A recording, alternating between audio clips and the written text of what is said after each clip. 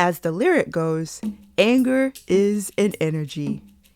In a society that emphasizes and encourages patriarchy and toxic masculinity, anger, a specific type of anger, is the only emotion men are allowed to partake in.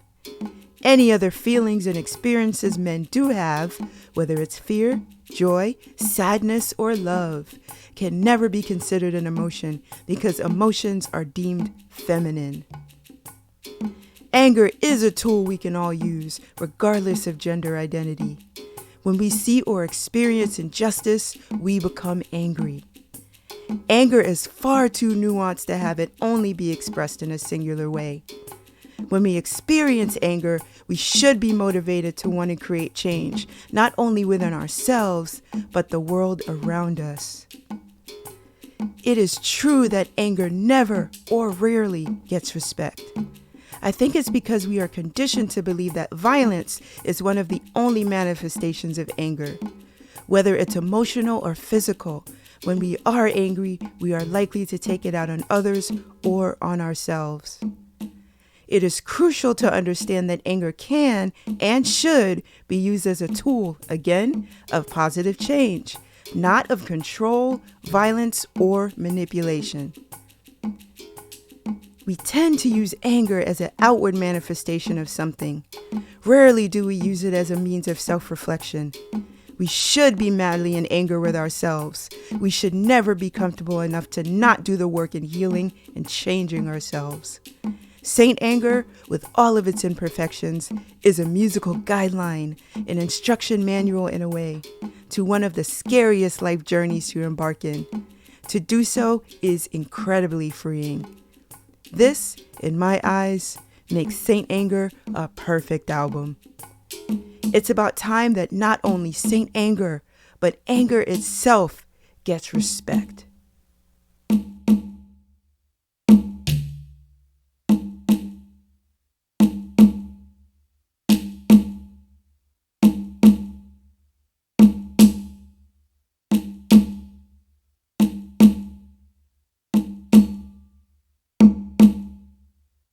Hi everybody, you see this album? It's Saint Anger. And you may not like this album, but you will respect this album. Leave Saint Anger alone!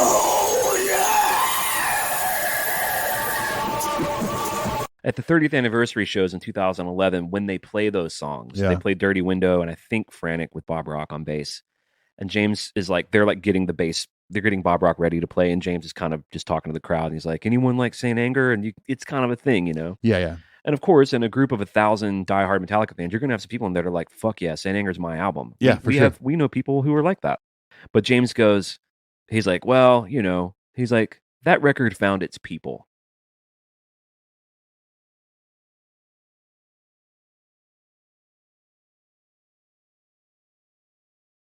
I will be the first to admit I was wrong.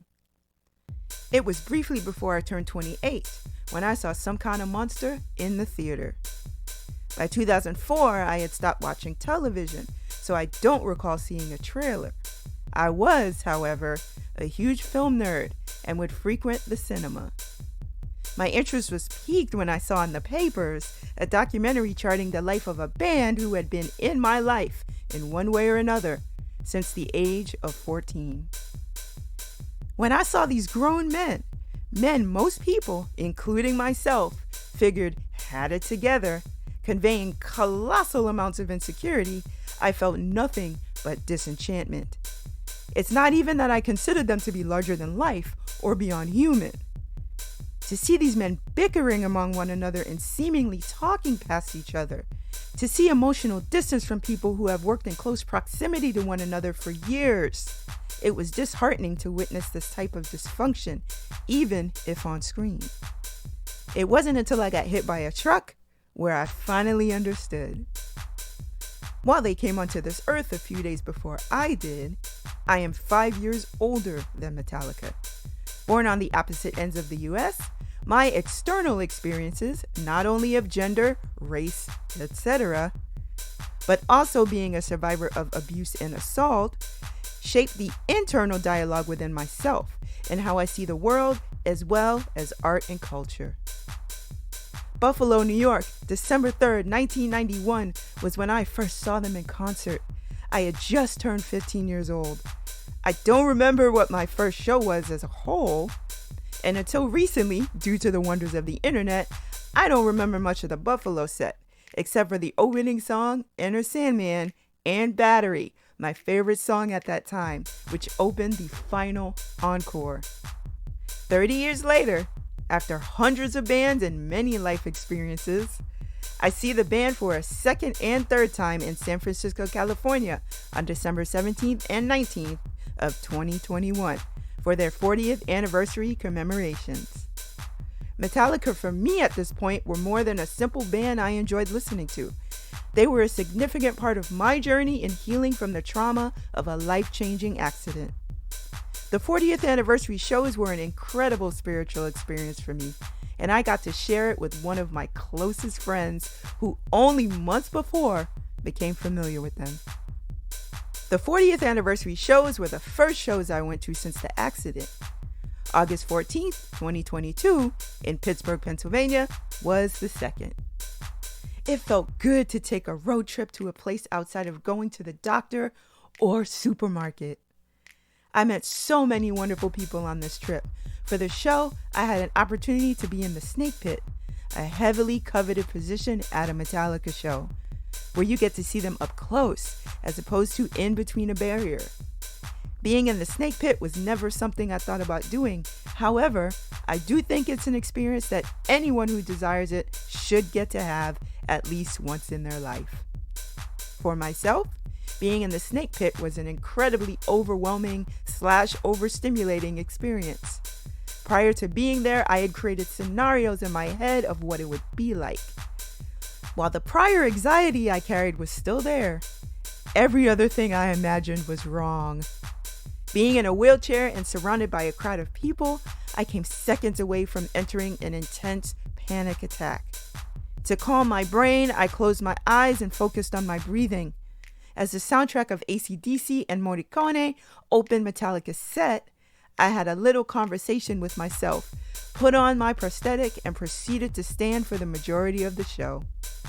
Usually after 20 minutes, my back and legs began to hurt, so standing for nearly 2 hours was a world record. It was surreal to see the band so close. Prior to this, I had only seen them from nosebleed seats. While I'd never thought about any potentialities of being in a snake pit situation, in a funny way, this moment was an integral part of piecing together this ongoing journey. As I screamed through all of the songs, it was not until the 6th, Nothing Else Matters, where I began to feel a combination of emotions and my eyes began to water. It was at this moment where the feeling of being in that place at that time began to sink in, and I felt a certain sadness, but also a gratefulness to be alive.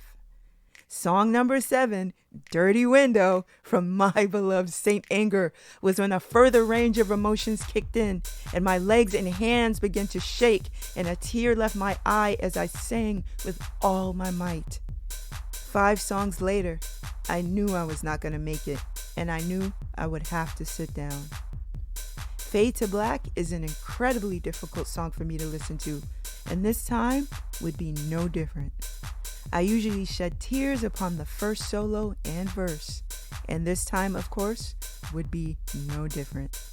It was not until the bridge, though, where I seriously broke down. The 40th anniversary shows is where I noticed James Hetfield giving a more detailed speech in the middle of Fade to Black about not being alone in the midst of struggling. As a person who lives with depression, I connected with his words. Those words have since become pretty consistent in every show they do the song at. It wasn't until very recently, though, where he began using the word suicide in the speech. As someone who has made attempts over the years, beginning at the age of 14, the same age I began listening to Metallica, I again connected with the words. In addition to whatever they are experiencing as individuals, I think Metallica have come to understand their position as artists and their capacity for inspiring the many who may and do feel alone.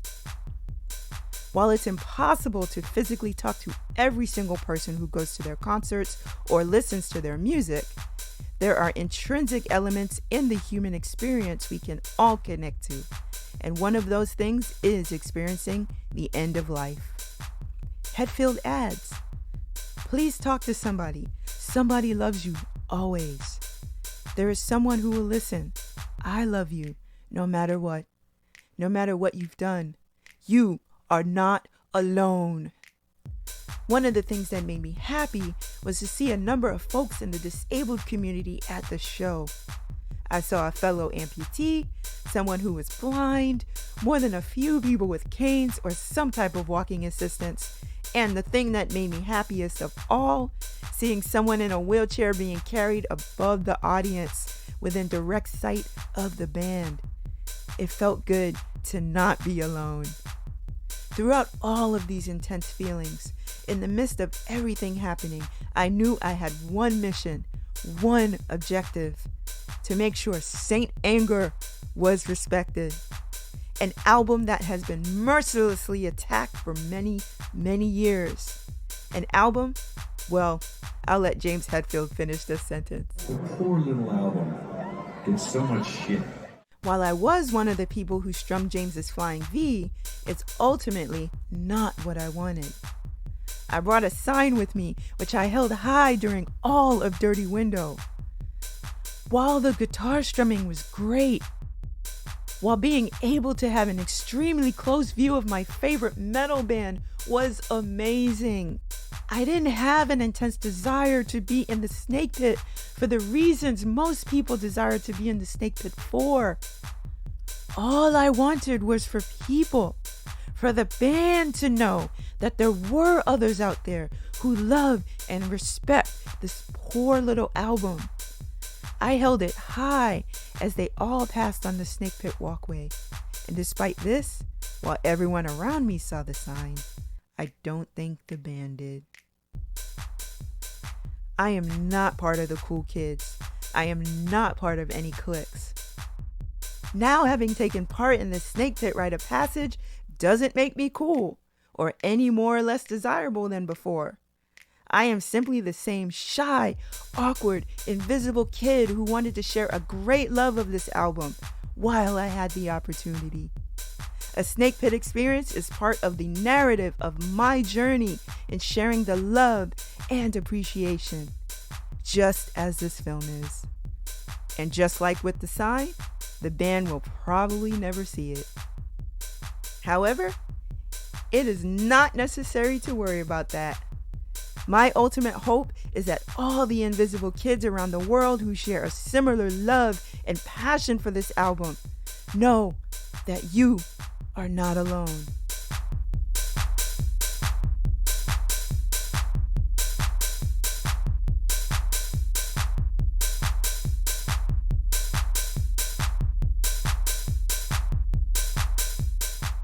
Hold up!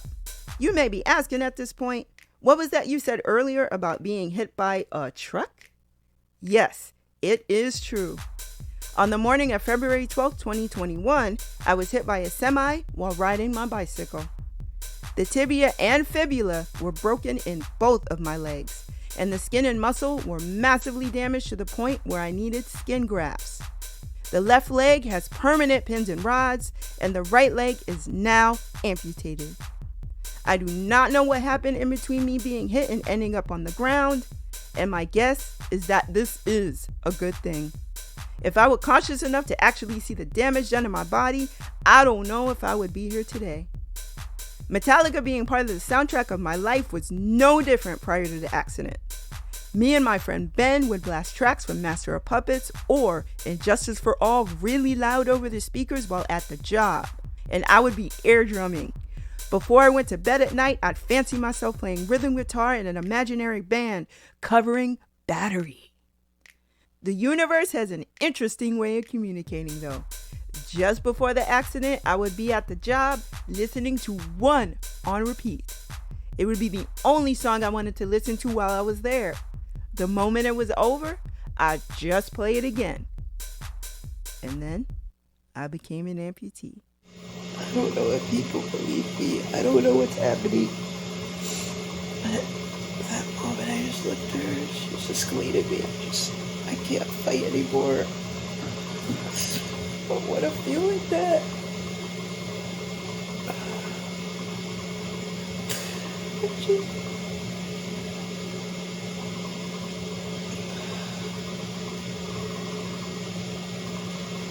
I'm okay with them amputating my leg, and I wish people would believe that. For much of the first month of my 2-month and 6-day stint in the hospital, I didn't have much access to music. I was in so much pain, I didn't even think about listening to any. One of the songs that stayed in my head, though, was One. Listening to the song on repeat just weeks earlier perhaps prepared me for what was to come. Despite my life's history with depression and ideation, and yes, even some attempts throughout the years, laying there in a hospital bed, unable to move, unable to go to the bathroom, unable to stop the pain, it was the first time I openly said I wanted to die. I have to poop and I can't. They gave me stool softeners, but I can't poop. It's there, but it's not wanting to come out. I pee. I'm swollen. My arms are swollen. So every time I try to take blood, they keep putting needles in me because I can't find a vein. And it hurts. Oh, I want to die. I hurt so much. I can't do anything. I hurt.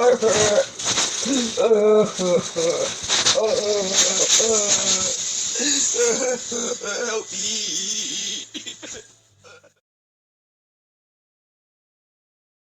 The words of One were never more applicable than they were during that time.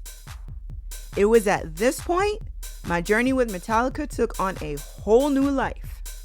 Though I could previously recite their lyrics without thought, and though nothing much about my life changed outside of the accident, I began identifying with them more.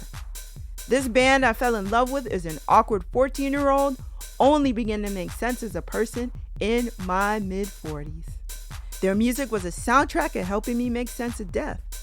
This death was not only the physical departure of my legs as I once knew them, but the type of death that leads to the acceptance of being able to just let go. I know that the loss of a limb tends to be seen as wholly negative. For me, while losing a leg was not something I'd wish for myself or anyone else, the experience of being an amputee is one of the most humbling experiences I have ever come to know. Prior to the accident, I have done a lot of work to practice non-attachment. That is, the acceptance that situations and people that enter and exit your life are gateways to life lessons, whether minuscule or gigantic. The other humbling thing about it is that the acceptance of my body that I have finally come to know after 43 years is finally, truly put to the test. Being able to accept yourself and your body in all its forms and transitions is one of the most difficult, sometimes painful things one can do, especially after decades of not doing so. In terms of the most widely held concept of physical death, that's the one thing I've always been least afraid of. Having almost actually died as a result of the accident, it's made me even less afraid. The fact that any of us can go at any time became quite real for me on that day. The two takeaways are that A, don't tell someone you love them simply because you're afraid that person is going to die. Don't let fear motivate your actions. If you love someone, celebrate them in the now. B, we shouldn't worry about the things we are not able to do. We should be doing the things we love, no matter how small. One of the things that gave me the most joy was riding a bicycle. When I got hit by the truck, that's what I was doing, so I could say, if I were to leave the earth at that moment, that I was doing something I love. If we end up making our dreams into a reality while we are here, that's wonderful. However, we shouldn't worry about not having taken that one vacation before we die, or any large-scale project to the point where it prevents us from doing the smaller things we love to do. Which leads us to this film. To quote a certain lyric, you only live once, so take hold of the chance. This project may be seen as lofty by some, however, this is a small labor of love in comparison to the artistic work it aims to document. While I was in the earlier part of my rehabilitation, I began to re-examine Metallica's catalog in full chronological order. Around this time, Clyde, a friend who I played drums in a band with around 2002 to 2003, the same period St. Anger was released, gifted me an Octopad SPD-30 drum machine. This was one of the moments which forever changed the trajectory of my life. Having not regularly played drums in 19 or 20 years, and never having played a Metallica song in my life, Blackened was the first song I decided to practice. I cannot tell you why, given that it is not an easy song to play. What I do know is that while Clyde was the catalyst for me to get back on the drums, Lars Ulrich was the inspiration. I have great respect for his passion for the music, as well as the acceptance, with humor, that there are far superior drummers than he. That requires some amount of humility and honesty to accept that when you are a member of the most famous metal band in the whole world. And even if he isn't the greatest technically, even if there actually are far superior drummers, the man has an unmistakable style that has inspired many around the world, including, again, myself. Both Clyde and Lars have contributed to my reuniting with my first musical love, and for that, I am incredibly grateful. In terms of the catalog, I happen to be in the minority of people who love, respect, and appreciate every one of their albums, and yes, that includes Lulu. And yes, I do consider Lulu to be a Metallica album, contrary to majority thought. While there's definitely some questionable, eyebrow-raising poetic content on the album, both Lou Reed and Metallica's uncompromising approach, as well as the desire to take artistic risks, deserve respect. My favorite song on the album, Junior Dad, is a nearly 20-minute literal and figurative meditative tone poem rounding out the album on the complexities of growing older and the resentment it sometimes entails. And yes, Lulu was an album which held a different meaning for me after the accident. Arguably, every album in the band's catalog can be seen as polarizing on some level. From And Justice for All's barely audible bass, to ballads and acoustic guitar on Ride the Lightning, to the brick-walled sound of Death Magnetic, right on down to the haircuts, country, and hurdy-gurdy of Load and Reload. And while Lulu was one of the most controversial outputs, its status of being essentially universally panned means that the album has never been as polarizing as Saint Anger. Anyone who's followed the band significantly at any point is most likely familiar with the journey to the creation of Saint Anger. The album was a document of a group of people who were finally coming to terms with how they treated each other, those around them, and themselves. They were men who collectively were learning to be vulnerable. It was both contemplative and self-aware. While ultimately nothing is perfect, the bevy of imperfections, which have been parodied, critiqued, and reworked time and time again, are what ultimately makes the album as close to perfection a group of highly flawed individuals can make. Saint Anger is not an album I listen to simply because I'm feeling anger or sadness. In fact, it's an album which gives me great joy to listen to. It's the one album out of the band's catalog I actually listen to the most. It's an album made by a band who superficially was at their height, but ultimately were falling apart at the seams.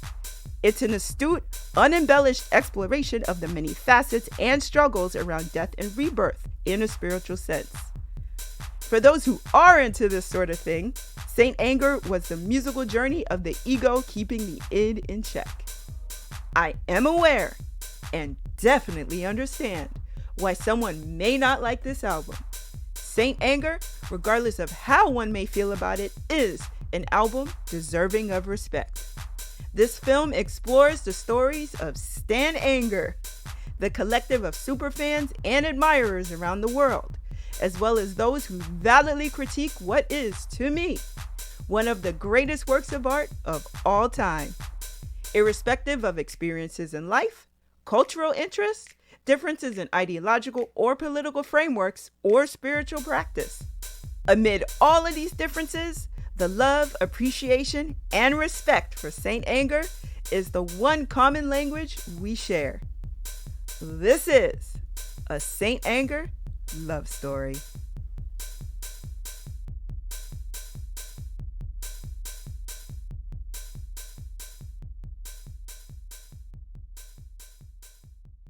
My Saint Anger origin story started with you, Jamila, as you were the first person to introduce me to Metallica. I had no idea what Metallica was going to be like, and listening to all of their albums before this point, I was really curious because, I had listened to Kill 'Em All, Ride the Lightning, all of that stuff. And I enjoyed it. I enjoyed very much Load and Reload before that. So I didn't really know what to expect with Saint Anger. I know I love the cover art. I mean, who couldn't? The cover art just like really stood out to me. And the title, like Saint Anger, it's like, what could that mean? And just enjoying those contradictions. And then listening to it, admittedly for the first time, was a bit of a challenge because when I first heard the song Frantic, and again, this album really just hits hard. The moment you heard Frantic, it's just like you hear this riff, but it sounded really loud. And I'm like, why is it recorded like this? Like, I'm not trying to pull it down, but it sounds like it was recorded underneath its sonic expectation. But I mean, that didn't even bother me so much because the lyrics and what James was saying, I believe it was the first album where in which there were other folks really writing with him. And, my lifestyle determines my death style. Credit to Kirk. And just really understanding this album deals with trauma in a way that I had never really thought it really dealt with it. Like songs like The Unnamed Feeling. Like I remember when I first heard that and just the title of that, I'm like, wow, I really resonate that. The lyrics of this album really resonates with me. And just seeing how this was recorded at a very particular time for the band, because, I'm a Prince fan and I can say this album, Saint Anger, does exactly what the Rainbow Children does to the Prince community, in which it's like, okay, here's this album in which all these new changes are happening. There's a new band, there's no longer the basis that was there. So they're already dealing with this turning point. James is going through some personal struggles. The band isn't necessarily agreeing on everything.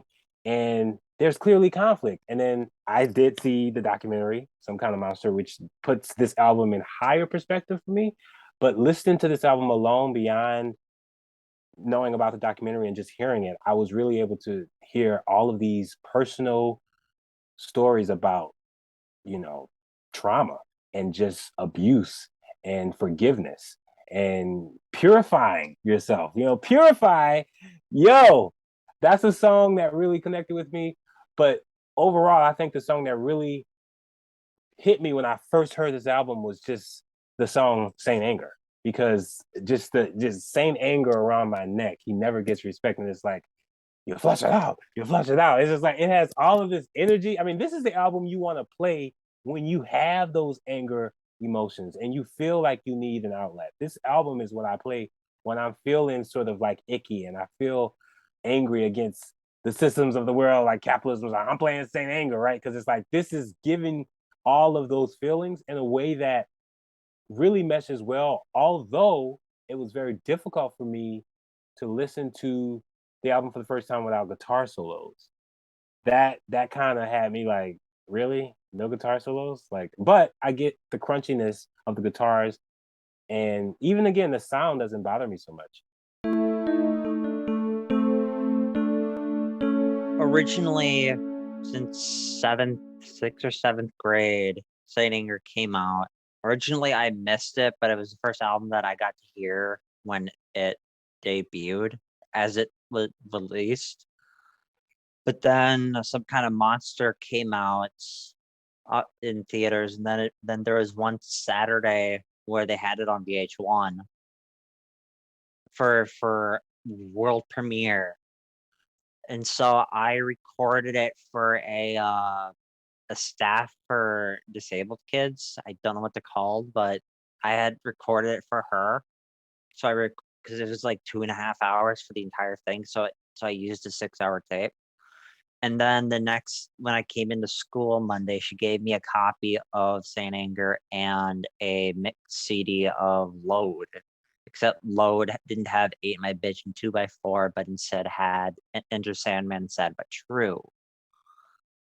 So then I started listening to it more and more often. And I really appreciated it the older I got. So, and then I just happened to have gotten few years ago, just happened to have gotten this. And then after the 40th, I got the Christmas dress because it was on clearance. It's probably one of my favorite items to have. So, but then at the 40th, got to hear Frantic and Dirty Window. So prior to that, I didn't hear a Saint Anger song other than a tribute band, and they played My World. And when they debuted that, they're just like, yeah, Metallica doesn't have the balls to play this.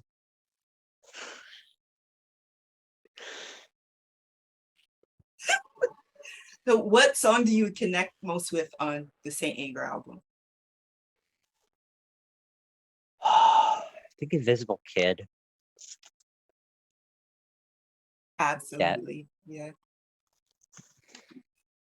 I think, yeah, having been an Invisible Kid myself, when I heard that, I know a lot of people think of the lyrics as being childish / immature or undeveloped, but it's something a lot of us have gone through, and just feeling that neglect. I think the lyrics echo that feeling or that sentiment very well, in my view. Yeah. Also, the chugging part where it slows down is probably my favorite part. Oh, and he says, "Ooh, what a good boy." That one, yeah. And that's funny you say that, because a lot of people think that's one of the weaker parts of the song. But I think, again, it really echoes what a lot of us Invisible Kids have gone through. And just the not figuring out how to express yourself. Like, you want to connect with people, but you don't know how, because you face rejection on some level, either through the folks who were your primary caretakers or people you thought were friends. So to me, it is a crucial aspect of the whole narrative of Saint Anger. I don't think that's something you could take out at all. I think it's absolutely crucial to that narrative. Yeah.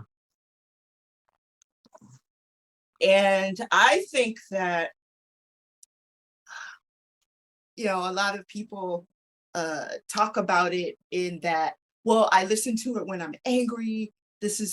I'm feeling a particular way.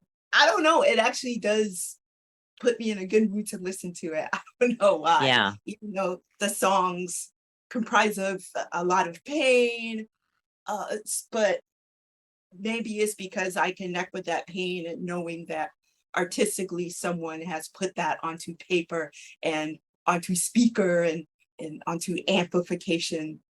And so knowing that connection, I may be 50,000 miles away from someone, but knowing that I know James Hetfield has in more recent times talked about not being alone. And I think that album does echo that many of us who do connect with it in some way are not alone.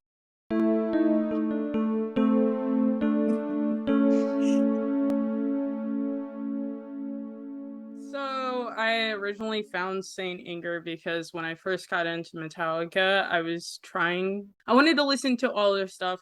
So I went in order. So when I finally hit Saint Anger, it was back in 6th grade, maybe 2018, 2019, around that time in my life. And that was probably one of the most difficult times in my entire life. I was struggling a lot mentally, just trying to get day by day. And Saint Anger, wow, I tell you, the first time I listened to the whole thing, I listened to the whole thing in one sitting. It blew me away. It was the perfect, I could resonate with it really, really well. I was blown away. And when I started I listened to it, and let me tell you, man, that was, that was a crazy moment. That was like being in a whole different ballpark then. I think the album really does it. changed me. It did help a lot. It helped me to better manage emotions and how I felt. Like Dirty Window, I resonate with that song a lot. Good song. The entire album just, it's not like anything else I've heard.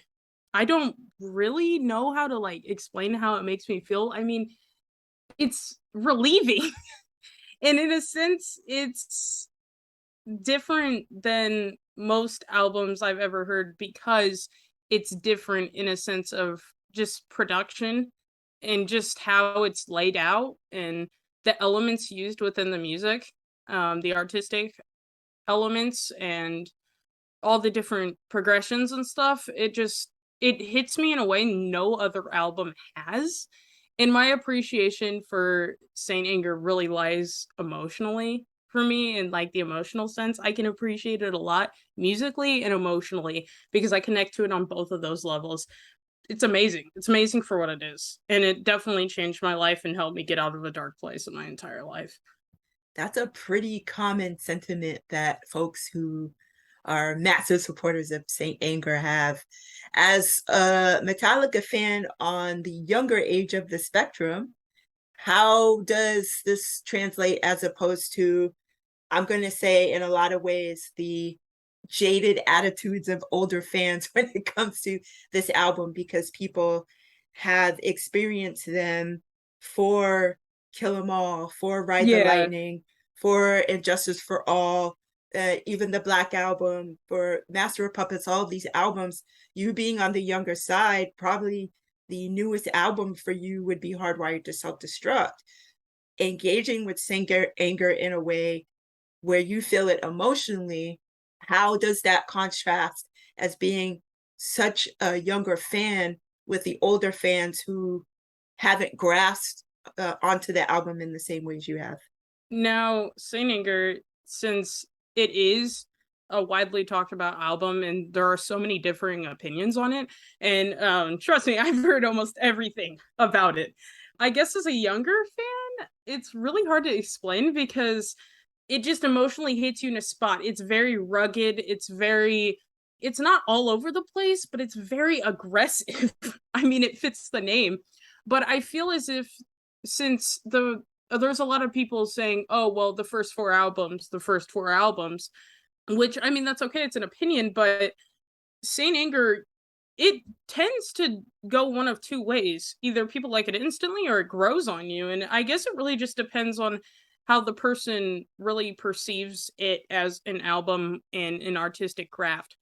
My emotional attachment to it is because it hits you when you're in a hard place. And I know a lot of people fail to understand that, and I understand how it can be like that because it's not like going back to Kill 'Em All. Like if you compare Kill 'Em All and Saint Anger, they're almost totally different, but it's literally by the same band, minus Cliff, of course. Rest in peace, Cliff.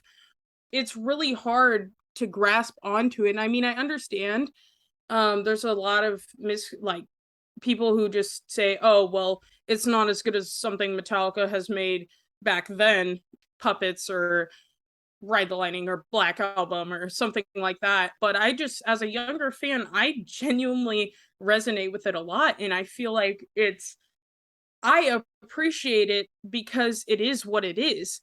And I love what they did with it. And a lot of people don't, but I genuinely love it. And as a younger fan, I resonate with it. To your point, Metallica, in my view, has been fairly uncompromising over the years. And as you also noted, in a way, none of their albums really do sound the same. I think the way they are crafting their music, the way they craft their albums and sequence their albums are translations into the experiences they are having at the time. It seems like most people are focused on the output as opposed to the experience of creating that output. And what you're saying as someone on the younger end of the spectrum of age of folks in the Metallica community, you weren't even alive, I think, when Saint Anger was created. I was not. I was not alive when Saint Anger came out. So for that to resonate with you, in this way, I think is really special. My other question for you is, I know that you are a massive fan of Kirk Hammett. Yes. What are your feelings around there being no guitar solos on Saint Anger? Now, when I first listened to Saint Anger, I gotta say that was a little bit of a letdown. And that was only because I'm a huge fan of Kirk. But I mean, I can't really, now that I'm older, because I listened to it when I was younger. Now that I'm older, a little bit older, that was the one part that had to actually grow on me, was that there was no guitar solos. Mm-hmm. And I mean, now I just love it how it is. I think it's perfect. For what Saint Anger came out to be, honestly, it's a different element. It's a different element to the album itself, and I feel like it really fits for what they were trying to get at and what they were trying to say through music. And I used to mind it, and now I don't mind it anymore because I think it fits. Changing the experience of what it is, I think, would cheapen what we're hearing. I don't know how you feel. I definitely agree. I definitely agree. I think it would take away the experience, especially for people if they were to change it, for the people who heard it originally as it was. And that's what really differentiated it. It would change how people would listen to it. And I don't really think that would be a positive thing, in my opinion. Yeah. Besides Dirty Window, are there other songs on the album that resonate with you? I love Some Kind of Monster. I feel that song. I'm someone who, it doesn't seem like it, but I tend to lash out easily. And I have a lot of inner demons. And that song is amazing. I resonate with it so heavily. It was one of the songs that got me through middle school. It was one of those songs. And it's probably one of the only reasons that I've turned out into the person I am today. Better able to manage my issues and my personal struggles is because of Some Kind of Monster and just Saint Anger in general. I would not say I have a Saint Anger origin story. I kind of, like most people, how they come across Saint Anger, was a non-believer and kind of pushed it aside, thinking, okay, it's kind of a meme. People give it a lot of hate. And, like most Metallica fans, I didn't immediately get into Saint Anger. But after getting into the whole band's discography and learning to appreciate the context behind Saint Anger of why it sounds like it does, is an important album in their career as a band, how it's kind of the soundtrack of a band falling apart and coming back together. I mean, you have to respect it. And I really learned to appreciate and love Saint Anger after seeing the songs live, because my first time seeing Saint Anger was in Mannheim, Germany.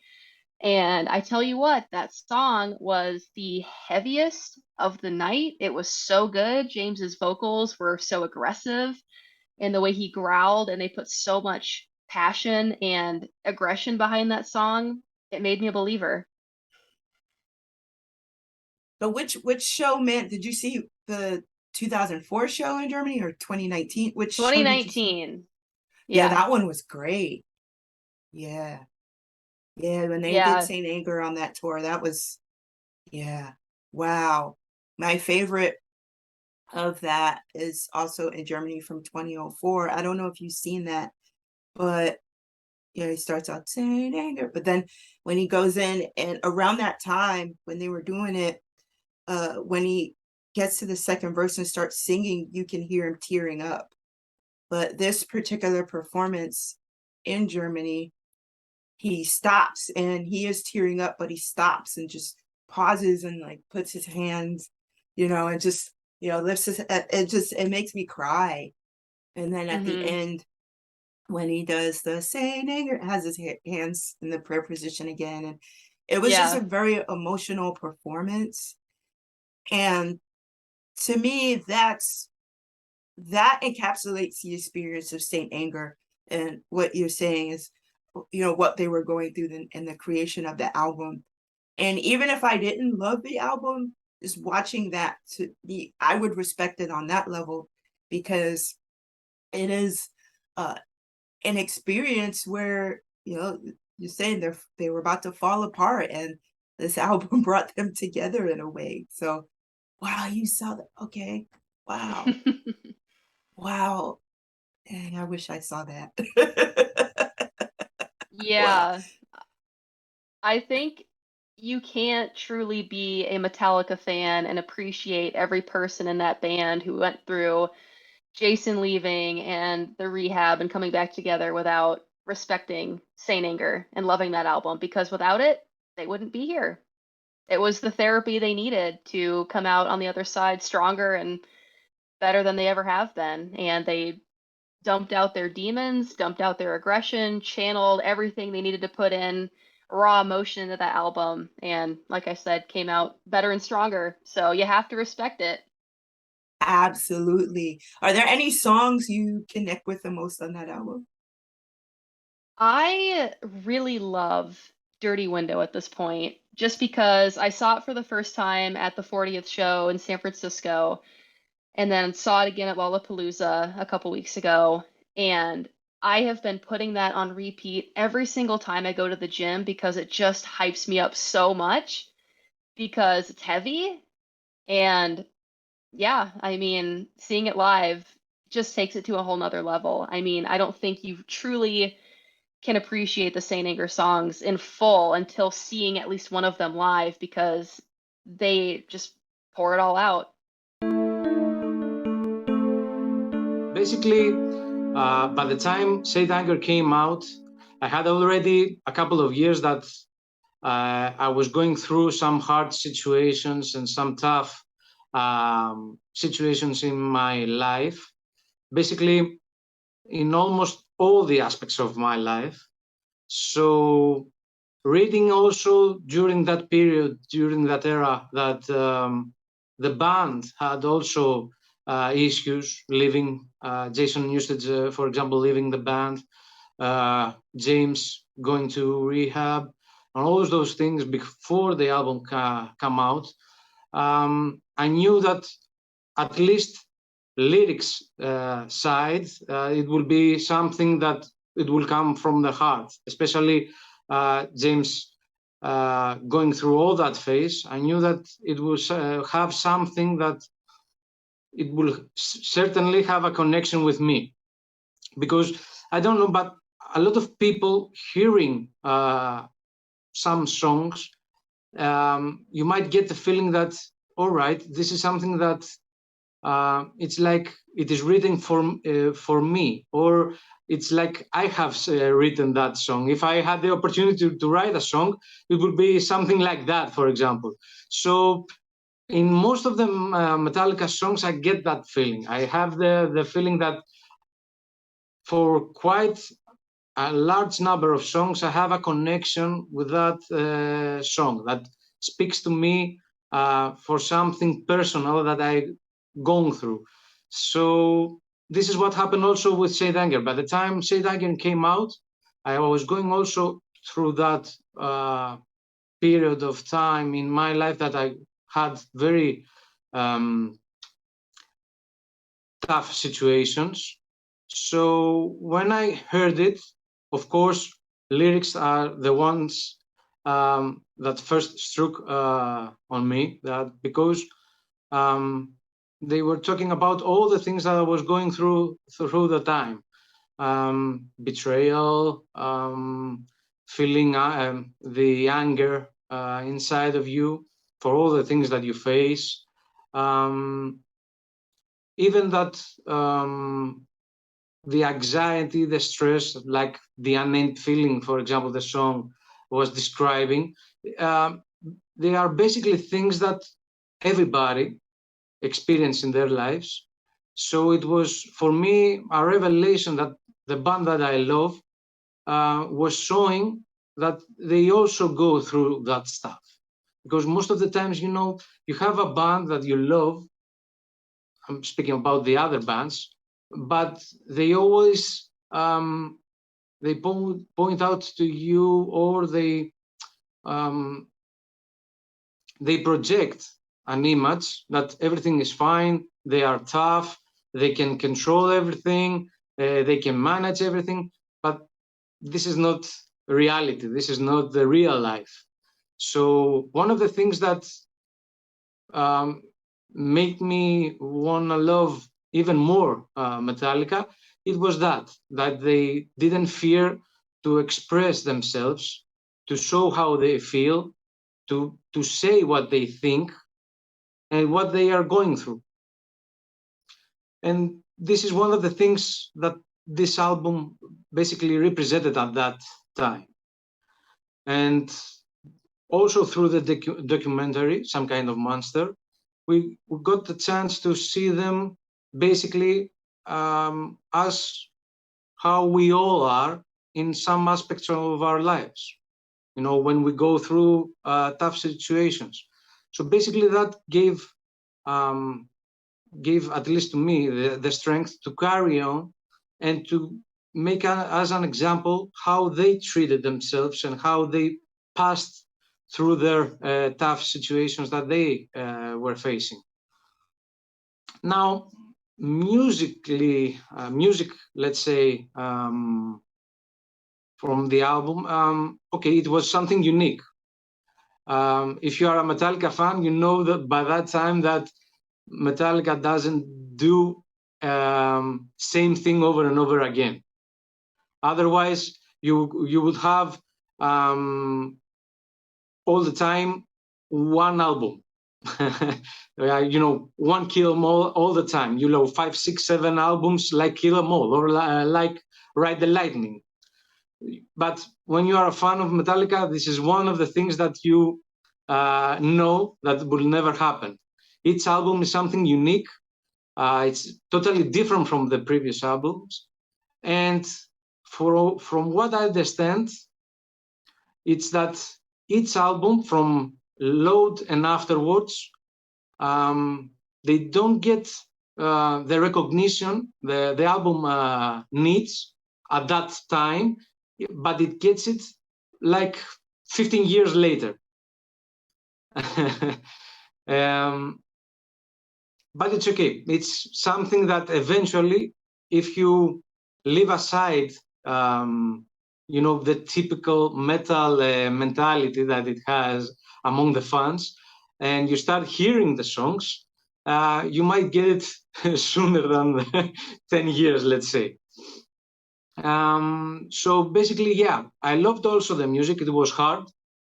It was very heavy.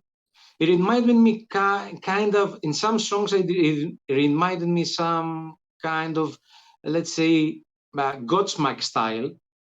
I love Godsmack, and especially in Frantic, it was the song.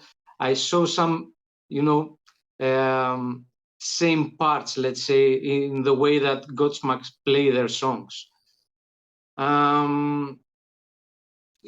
It was, yeah, like I said, very heavy as an album, at least to me. Yeah, I will agree with most of the people that the snare would sound a little better because, okay, you get to have the garage feeling, okay, like a band playing in a garage. But to be honest, even the most amateur band playing in a garage right now, it will not have that sound in the snare. But again, it's something unique that you won't have the chance to hear it anywhere else. And it was basically what Metallica always trying to do. It's that we like to experiment. This is what we thought of that time to do, and this is what we did. But frankly, yeah, if you hear, for example, Some Kind of Monster, that it was also recorded with normal, let's say, sound of in the snare, you get to see that it's more robust as a song, more heavy. It's like filling the room with extra bass as a song. So yeah, I would prefer to be recorded this way, but also I get to have something unique, and I know for sure that other bands wouldn't think of trying it recording something like that in that way. Yeah. So basically, yeah, even from that side, you can say that it's something unique, at least. Let's sit here for a moment because I'm actually not that familiar with nu metal, and I know the album got compared to several nu metal bands, and you mentioned Godsmack.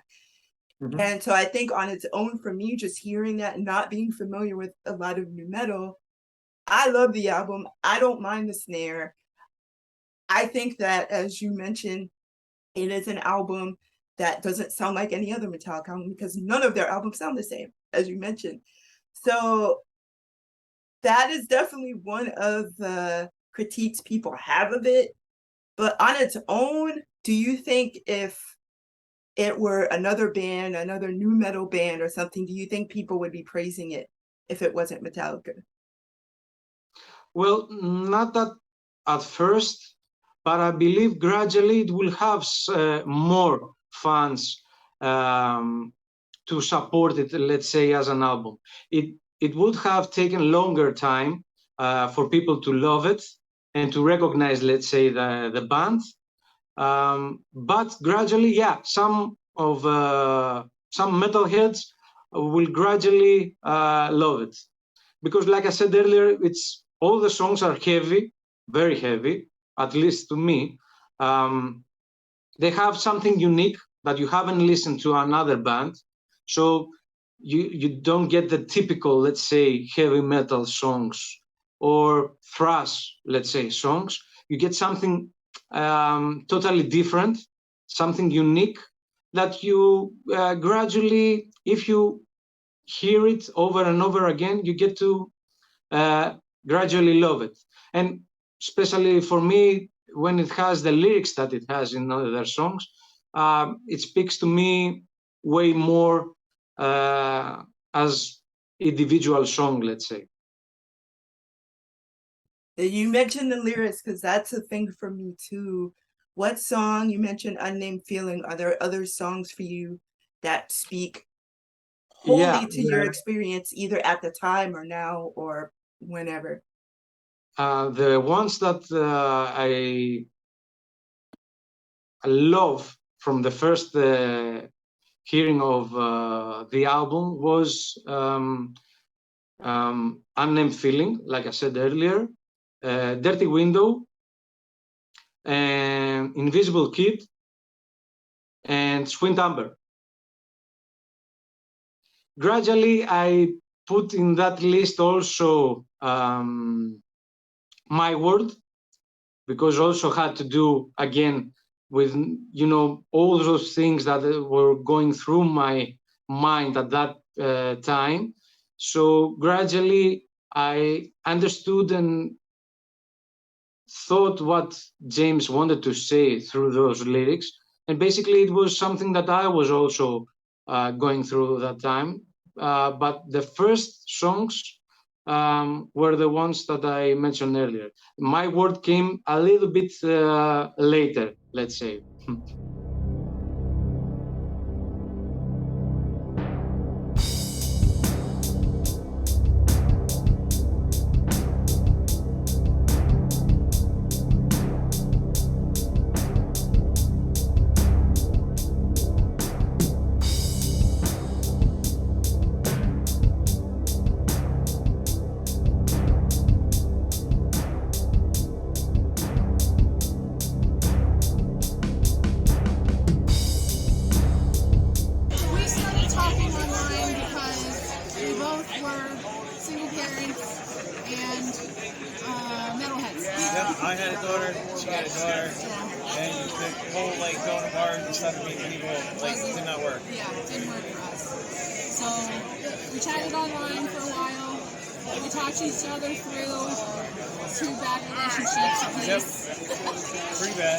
But we were still talking the whole time, and then we finally met up. And then Saint Anger came out, and he got a copy, and I got a copy.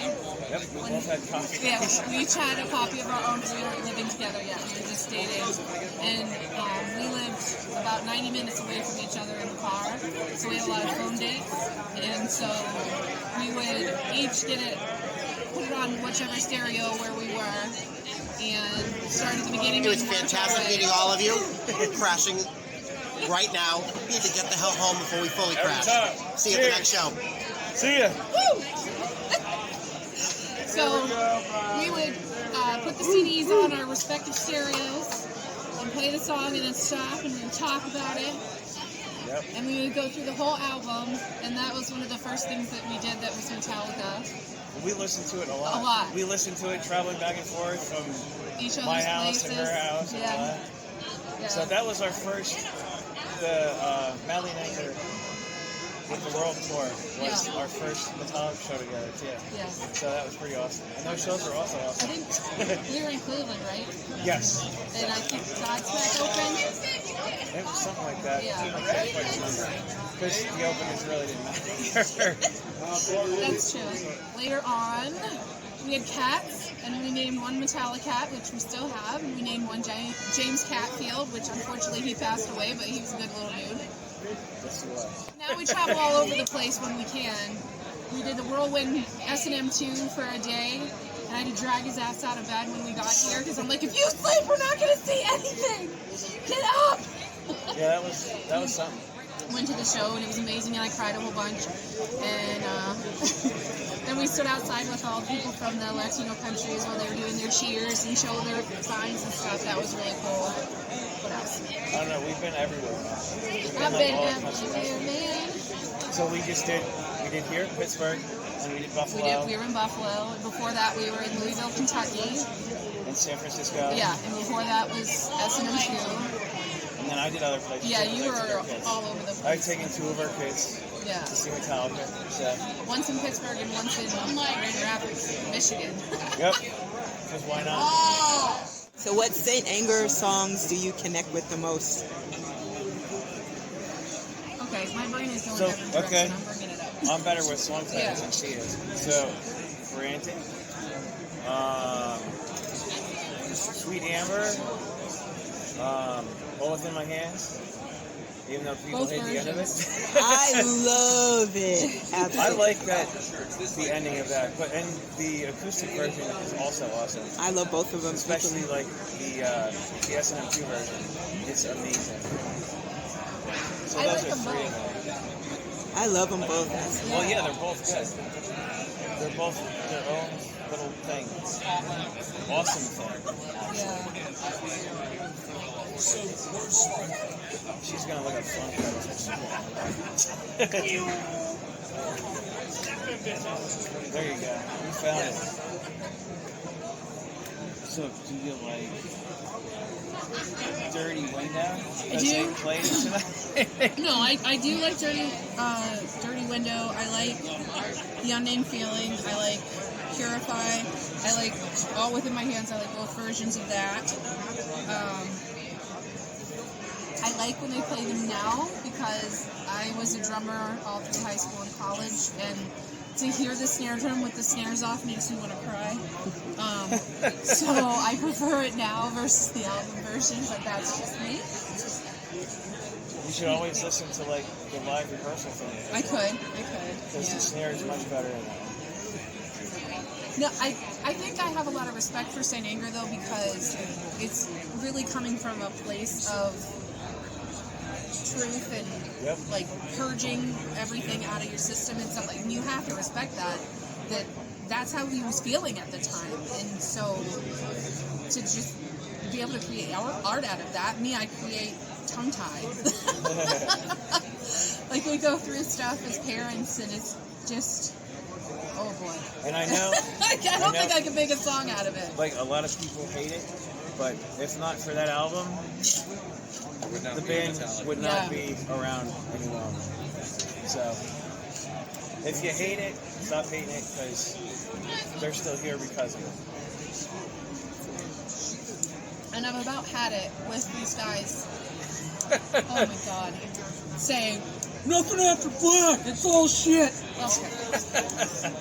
Listen, in Buffalo, Yeah, exactly. in Buffalo, the guy in front of me was literally tweeted, Metallica should stop at flat, tweet. And I said, fine, if they play Fuel, if they play anything else off of Load, if they play anything else further than that, you sit your ass down, because you're in front of me. He didn't listen, but that's okay. But he was cracking me up though, because they were like, oh yeah, this guy gets it. I'm like, you don't know him. You don't. I'm like, no, he does not. I like all of it. I'm like, no, he's an actual purist and respects them for their artistic choices, while we aren't as into woo-woo. It's not one that we choose on the regular. We can respect that there was, creation going on there, and it was something different.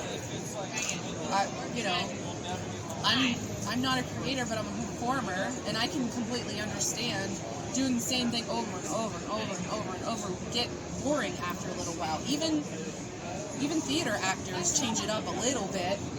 That they'll do a shuffle step when they were supposed to turn to the left, whatever.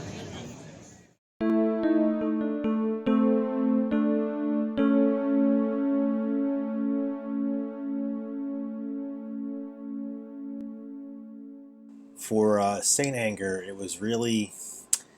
it came at a time in my life where it just seemed like the stars had aligned. I was 19 years old when the album dropped in 2003, and I just remember being caught in right away with the artwork from Pusshead being one of my favorite artists, and really one that I looked up to, and then the music was so raw and aggressive, and it just spoke to a lot of things I was feeling at the time, just a lot of different feelings of like confusion and anger, negativity, but somehow it felt done in a way where it was very cathartic.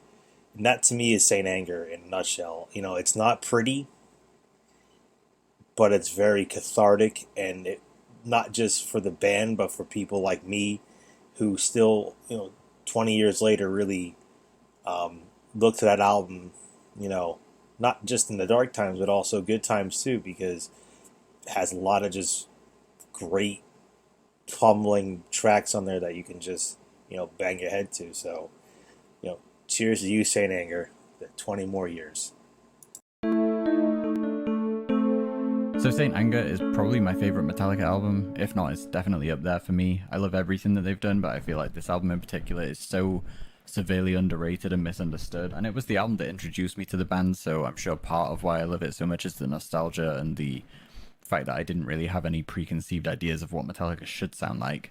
But I do feel like if I only just heard this album now, I'd still probably like it more than nearly all of their other stuff. To understand Saint Anger, I feel like really you have to understand its history. And I was around, but I wasn't into the band at the time it was coming out. But I've done a lot of research into it all because I'm just fascinated by this album. And the story really, I think, explains why the album was received the way that it was and why it's sort of become like this like meme and a joke, and really something that is more like a joke than it's like people forget that it's just an actual album. It's like first and foremost it's a meme, and then secondarily there's like the album. So I feel like you can't really understand the story behind Saint Anger and the reception that it got without understanding where it all started, which obviously in the 80s Metallica established themselves as thrash metal legends, and in the 90s they completely sort of went in a different direction and followed what was popular at the time. And I really like what they did in the 90s, but a lot of Metallica fans, especially the diehards from the 80s who were just into thrash, felt super betrayed by the band and just felt like everything that was cool about them had gone and they just completely fucked it up. And I think it's important to understand that and keep that in mind when you think about Saint Anger, because throughout the 90s these fans had felt so betrayed by the band and were hoping that the band was going to do something that would sort of make it all okay and, set everything right. And the way that the band was marketing the album in the run-up to the release made it seem to the fans like that was what they were going to get. Like it was going to be a return to form, it was going to be thrash, it was going to be like Master of Puppets but even more insane and angry and thrashy. And the band weren't lying, they weren't misleading the fans, but they were super hyped about it, and they were saying things like they were posting vlogs. I don't know if it was on their website or what, but they were sharing vlogs of the album's recording, which is pretty cool for 2002, 2003, pretty like ahead of its time. And there were little clips of the songs they were writing, and you could just see the band raging out, and it just sounded really cool to people. And the band was saying, you know, we're going heavier, we're going thrashier, we're going back to that angry stuff, but in a new way, and it's better than ever. And they kind of forgot to tell the fans there's no guitar solos, it's kind of new metal sounding, it's down-tuned, it's not really sophisticated, it's very noisy, like band rehearsing in a rehearsal room sort of sound. And I think that's the mistake the band made. I don't really feel like the album was a mistake. I think really it's just that the fans didn't know what they were getting, and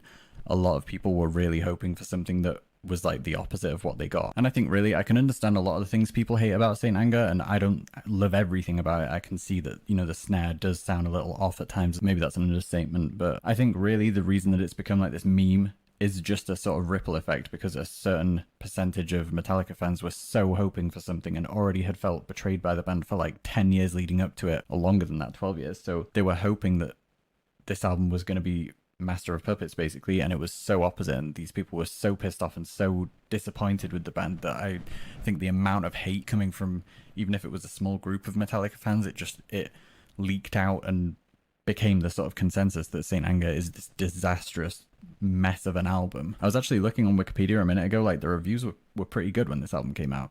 It got like 65% on Metacritic, so that's quite a good consensus critically. And I don't know about the fans at the time, but most of the metalheads I've known, like, people always make jokes about it, but I've found that if you actually say to people, you know, it's not that bad, is it? Like, people tend to agree, yeah, it's a decent album, it's just different, it's not the same as, you know, 80s Metallica. And yeah, there are things like the snare, but I mean, I just feel like that's, to a large extent, that's another bandwagon people just jump on. It's like everyone complaining about that listens to Injustice for All, and there's no bass on that album, and it sounds so thin. And they listen to underground 80s thrash demos and punk demos and black metal demos that all sound horrendously bad. And I'm not like shitting on underground music, I'm just saying, why is everyone suddenly a pro audio engineer when it comes to Saint Anger, and then on everything else they don't care how horrendous the snare might sound? And I actually kind of like the snare personally. There are moments in the album where I'm like, yeah, it's ringing out way too much, but I think it's a very different sound. It's really rock and roll. It's like, remember, this is rock and roll. This is like distorted guitars. They're not meant to sound nice. They're meant to sound abrasive. It's meant to sound like this guy is bashing the hell out of his drums, and they really achieved that. And maybe they took it too far, but that's what experimental music is. And, you know, heavy metal was an experimental form of music when it first happened. They were just taking that idea further, and that should be respected, I think. There's a lot of songs that are built on like 3 or 4 notes, which people think is like kind of, they're cheaping out, they're not really putting the work in, but it's actually, once you are capable with an instrument, it's quite easy to write like a 12-minute song that can blow people's minds. But taking like 3 or 4 notes and writing a song that should sound really boring because it's the same notes everyone hears and it's repetitive, but then actually making it interesting is really, really difficult as a songwriter. And I feel like Metallica is one of the bands that is best at doing that. Like, maybe the songs go on a couple of minutes too long, but they're like 8-minute songs. So even if they should be 6-minute songs, it's not easy to write a 6-minute song without guitar solos and crazy shit going on that still sounds engaging. People didn't know what to make of it because it's like, it's so rough around the edges and it's so real. Like, James is properly just like losing his mind. Metallica went in the opposite direction of all this like perfect sounding, overproduced, and I'm not putting it down, I like all that stuff, but like, they went so raw and so, just such a raw sound, and I just think that deserves some respect. Like, that took balls for them to do that move. They had no guarantee anyone would like it, and people didn't, so that takes balls. Probably my favorite song on the album is All Within My Hands. I think this song has so many amazing metal riffs, and it's just so thrash metal, but in a new way, which is what they were trying to do. And they really leave it in this place where they've let you know, like, things aren't good. Like, there was no ballad to end on, there's no resolve. They were just in a fucked up place, and it was like the last few minutes to just fit all the rage into a song, and I just think that's so cool. It's so punk rock.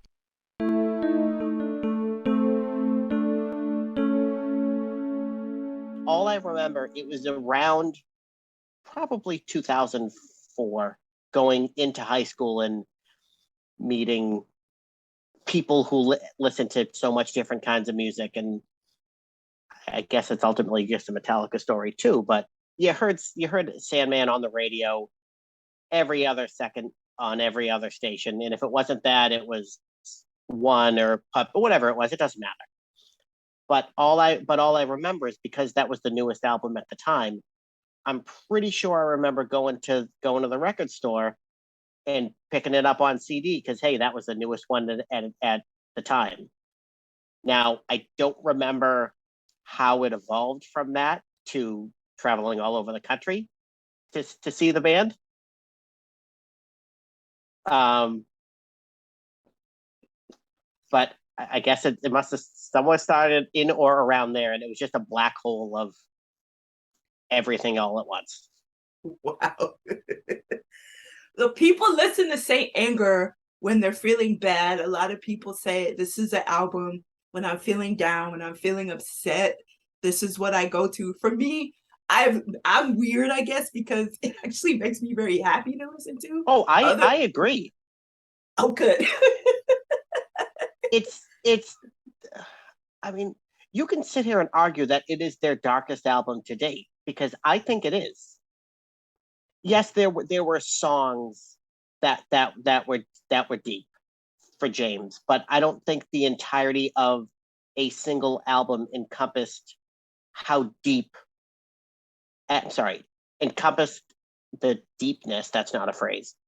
Encompassed those feelings in that way. And Saint Anger did that. Every single song was that. And rewatching the movie last night, half asleep, trying to take some notes, and it didn't go well.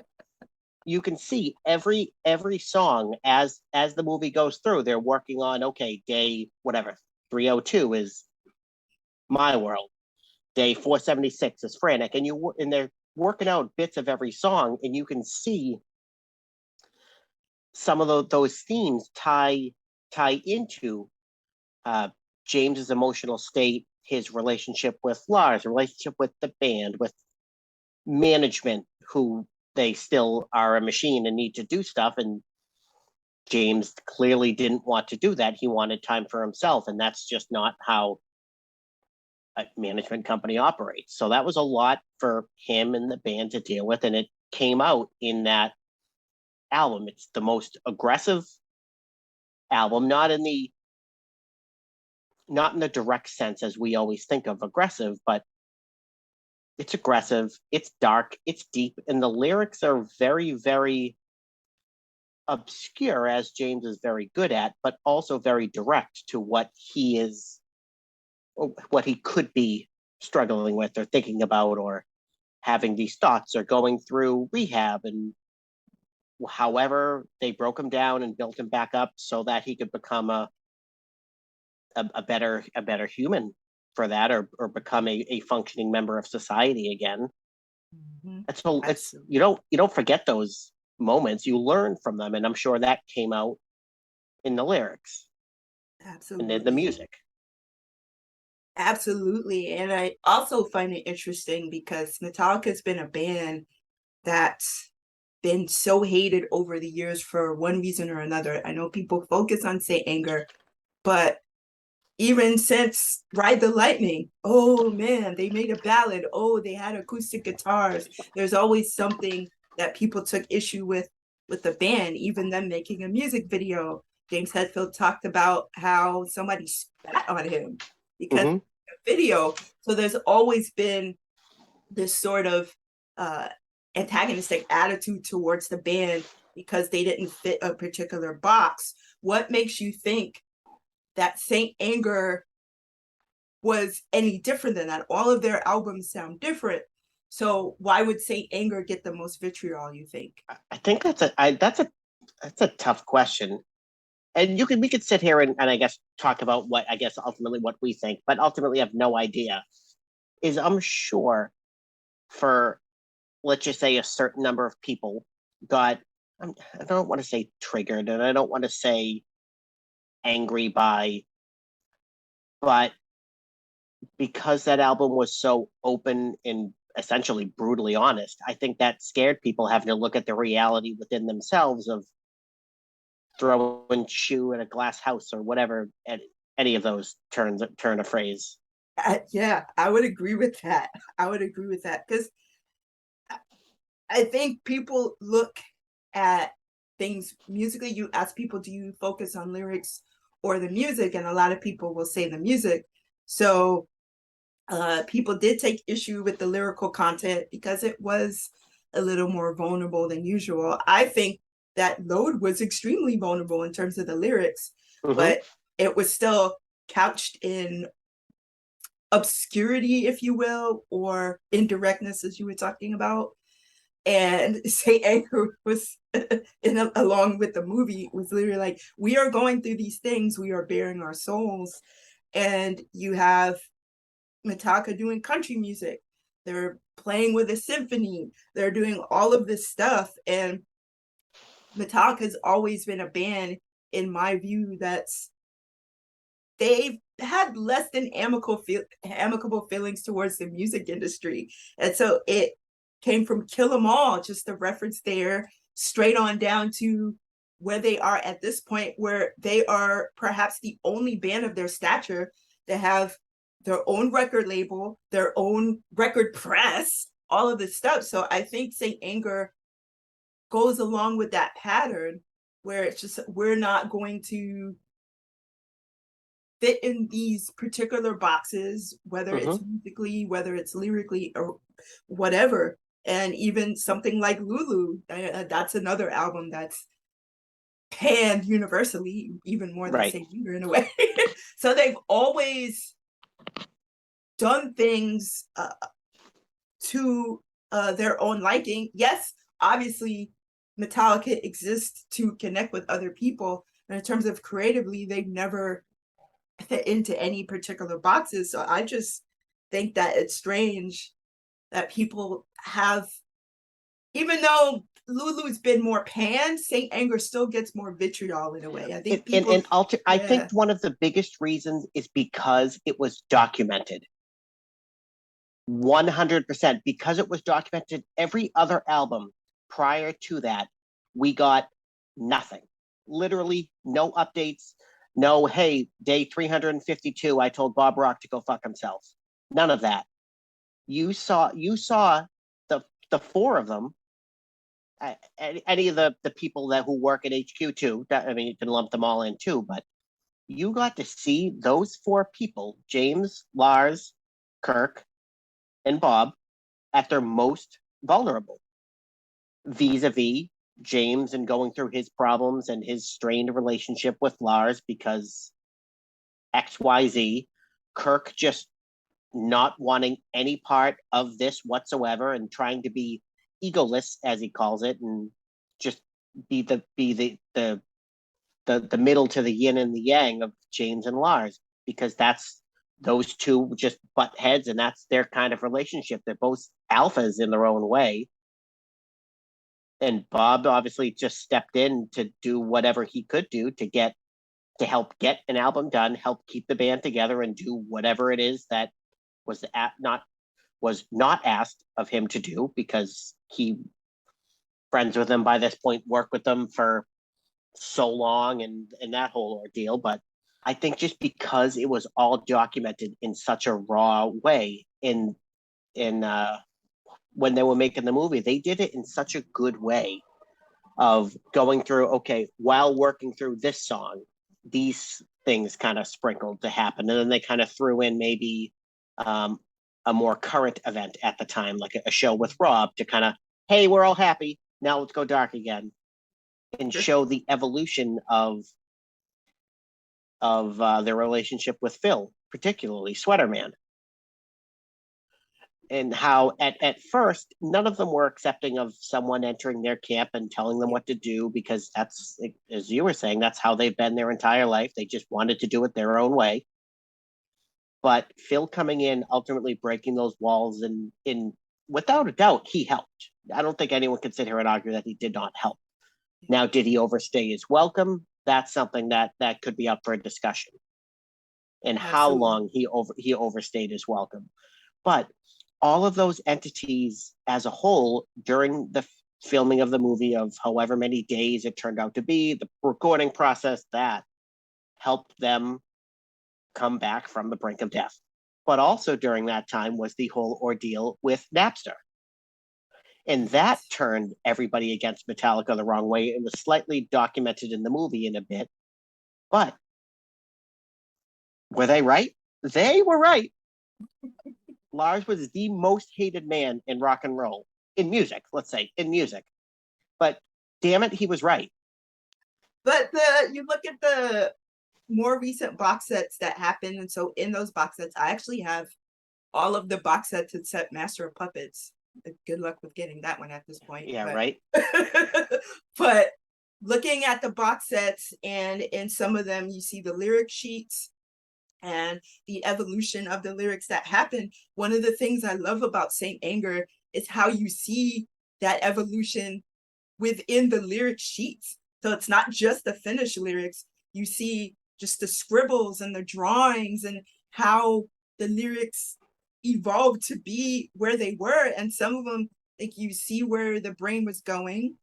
And I just love that. And so that to me is part of the vulnerability of the recording process. And even it's still going on. Vulnerability is not something that's going to stop because you finished the album. So I just love that the journal writings, you see that they're more like that. And then you just see the hard lyrics. And But yeah, with that though, as I can't remember what song it was, maybe it was My World or whatever it was titled at the time. They're sitting down at the campfire, right? They're all writing lyrics, and Lars is pretty much telling everybody to go fuck off as he's drawing a picture of a guy flipping him off.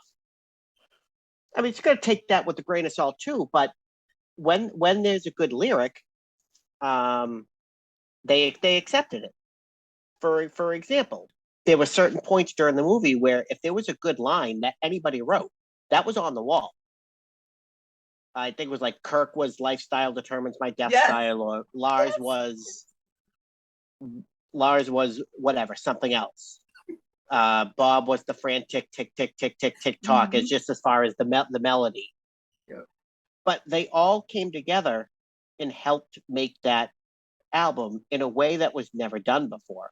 Yes. Which also explores the vulnerability of James not loving things so much that he strangles them. Talking about when Jason was leaving and kind of a couple of years after the fact. That was huge because James did not have control. He'll die if he lets go. And the whole thing about Saint Anger, I think that's an applicable name for this album because it does highlight throughout all of the songs. It highlights the contradictions. It highlights the self-reflection. And Some Kind of Monster, I think, is a great title for a song, as well as the documentary. But there's a particular lyric that was in the song that I think could actually apply to the documentary. And so this was a lyric in Frantic. It says, "I'm searching for how to survive death." So that was one of the working lyrics in that song. And I just keep thinking that's actually a perfect title for that movie, Metallica, How to Survive Death. So that's what I mean, just even showing the working lyrics and how that plays into everything. And with Some Kind of Monster, Metallica was a monster at that point. You know, there was the Playboy interview, there was all this, but still at that point, they were still this mystery to people. They were still, and still to this point, but still at that point, they were the most famous, most popular metal band of all time. And so to have this particular breakdown of vulnerability, I think that was the monster as well. Metallica itself was the monster. And even James talks about that in the movie. He says the bigness of Metallica. So even that was the monster. Right. But also too, flipping it to turn inside is their own monsters. Yes. Whether it be demons or thoughts of this or whatever. You can also turn it inward. But also to your point of view that you said of they were the biggest band, they were the biggest metal band and all that. Just think, we saw them last week, 2 weeks, whatever the heck it was, in Pittsburgh. Still, those facts still ring true. You see how happy every single one of them are just to be out on stage day after day, particularly James, because he's Papa Het.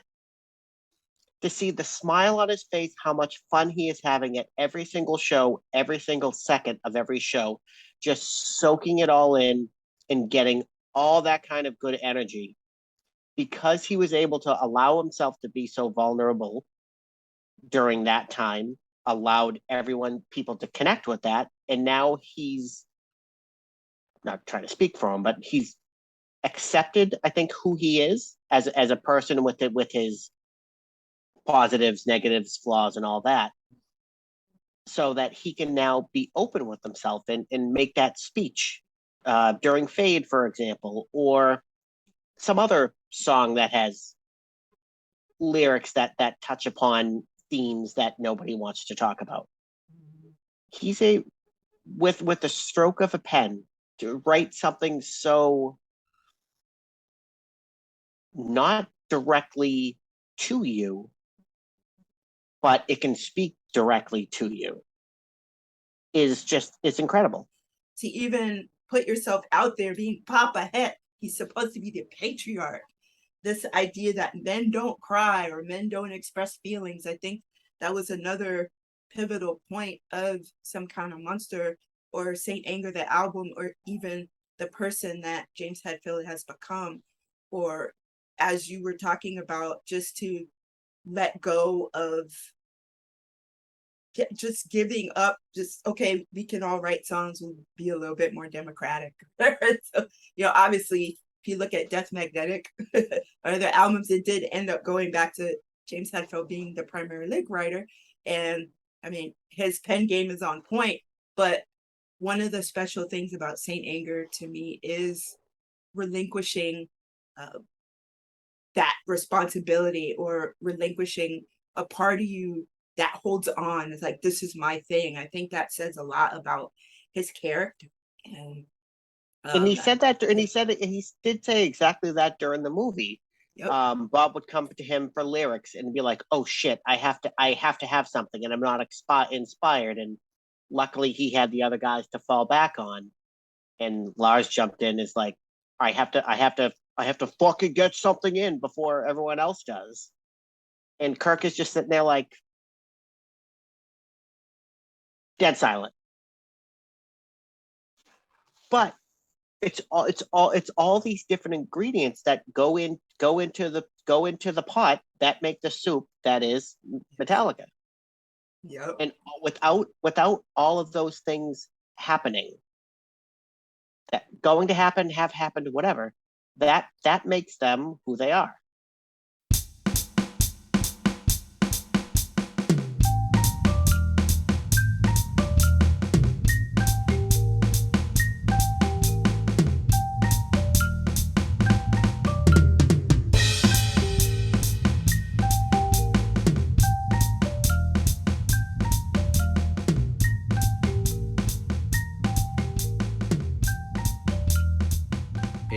In summer of 2003, it was June, I believe, I went to a record store on a Friday night, I remember, with a friend of mine, and we were just going.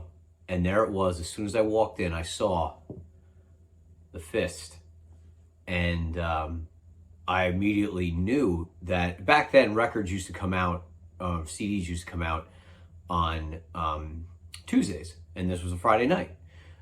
I was pumped. I thought maybe the record store had messed up or whatever, but no matter what, it was there and I was getting it. I grabbed it. I went right to the counter. We didn't even stay. Like, we would go and hang out at record stores for like an hour. I just grabbed it, went right to the counter and paid for it. There was no way, just in case it was a mistake or whatever. It was the new Metallica album and I needed it right now. I also saw that it came with a DVD, which I was super pumped about back then. It was, the whole album all the way through. But I remember getting in my car and putting it in, I had a Discman at the time, put it in the Discman, and as soon as those snare hits of Frantic came, through the speakers, I was like, this is so heavy and so brutal, and I loved it. And then the next song, of course, was Saint Anger, the single. I had heard that already, saw the video on MTV, but I loved it. I mean, it was, people forget, I guess now, but at the time, Metallica hadn't put out a new album. Garage Days had come out in 98, but 97 or 96, I think it was 96 or 97, 97 was Reload. they hadn't put out a new album of, a full album in forever. So it was great to have this. And I remember thinking at the time, like, man, these songs are so long, but they're so brutal. And like, there's no quit in these songs. Like there's no ballad. There was no instrumental. It was just crushing riffs, and it was just so great to hear new music and to hear James singing.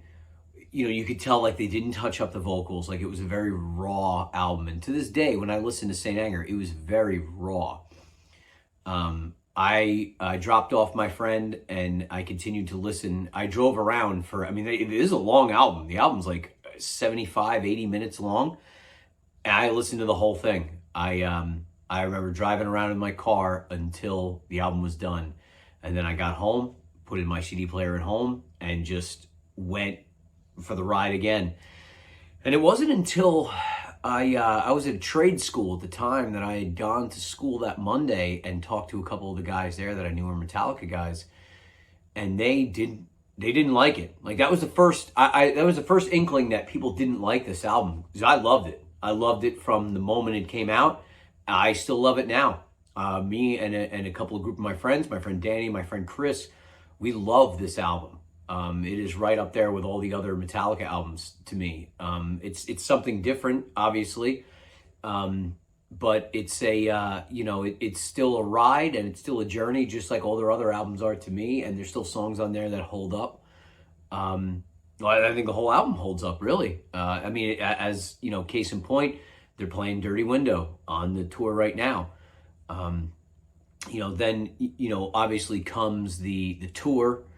And really, I was really looking forward to them playing these songs on the tour, but I guess it was more of just a celebration at the time. They just got Rob in the band, and it was a celebration of like, we didn't really know what the band was going through at the time. It wouldn't be until Some Kind of Monster came out a couple years later that we wouldn't know that this, the band almost broke up a couple of times during the recording of this album.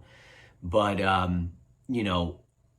I was waiting to hear these songs live, and I saw them twice on that tour, and both times I just got Saint Anger. That was the only song they played from the album, and I was used to Metallica playing all the new songs from the new albums. So I was bummed about that, but over the years I've gotten to hear, I got to hear All Within My Hands, the acoustic version at S&M. So, but back to the album. To me, it is such a pivotal moment in their history of, this album essentially saved the band.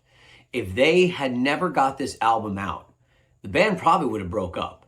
It's very well documented that Saint Anger, they needed to go through this. It was therapeutic for all of them. And not just, the group therapy stuff. Like, it was therapeutic for them as a band in general. Also another quick story. I was, at the time, I had a bunch of side jobs. And one of the jobs I had was I was kind of a maintenance man for a gym. Like, guys would come, rent the gym out, and play basketball. And I would just have to be there. Somebody had to be there to open up and to lock up and sweep up. So I had a Discman. This was pre-iPod. So I had a Discman, and I only would bring a certain amount of albums. And one of them was Saint Anger, because it was so long. Like, it would eat up like over an hour of my time, so I would just listen to it. And I had the Revolver magazine and the Guitar World magazine, and I would just read the articles over and over again about how they recorded the album and what guitars they used and the tones and everything. And I loved all of it. I still do. I think that this album, it is the black sheep of Metallica albums to most fans. Most fans will say they do not like this album. I love it. I would take any of these songs live. Like, I would kill, like I said, they're playing Dirty Window now on the tour. I hope if they ever come to New York and New Jersey, I would love to hear Dirty Window live. But I can't get enough of this album and these songs.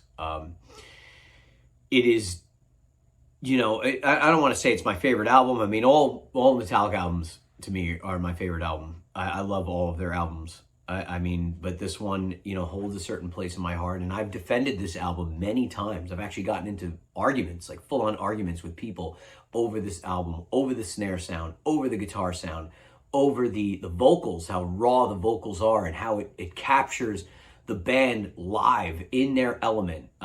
It's something that the band never did before and will probably never do again, or I know they will never do a recording like this again.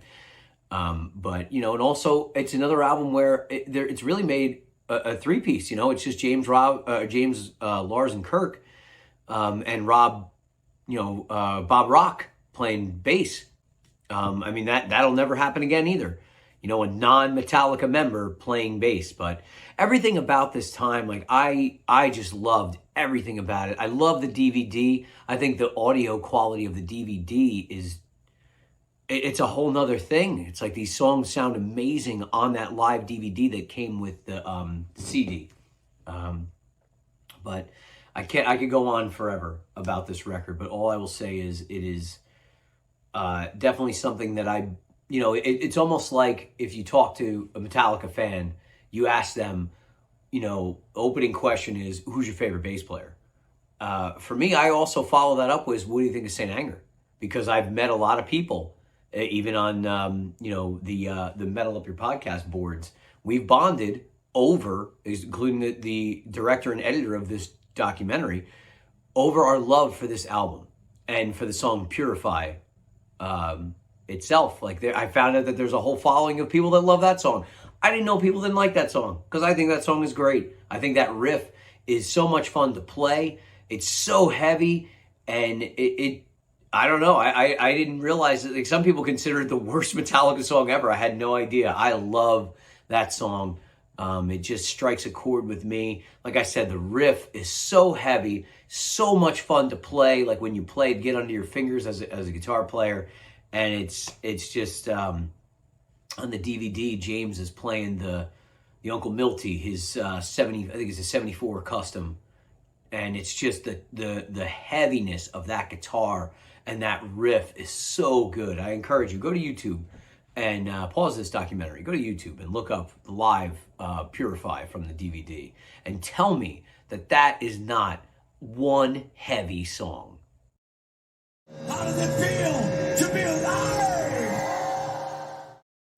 Saint Anger for life. Saint Anger for life is something that carries a couple of meanings. One of the meanings defining obvious dedication to this album.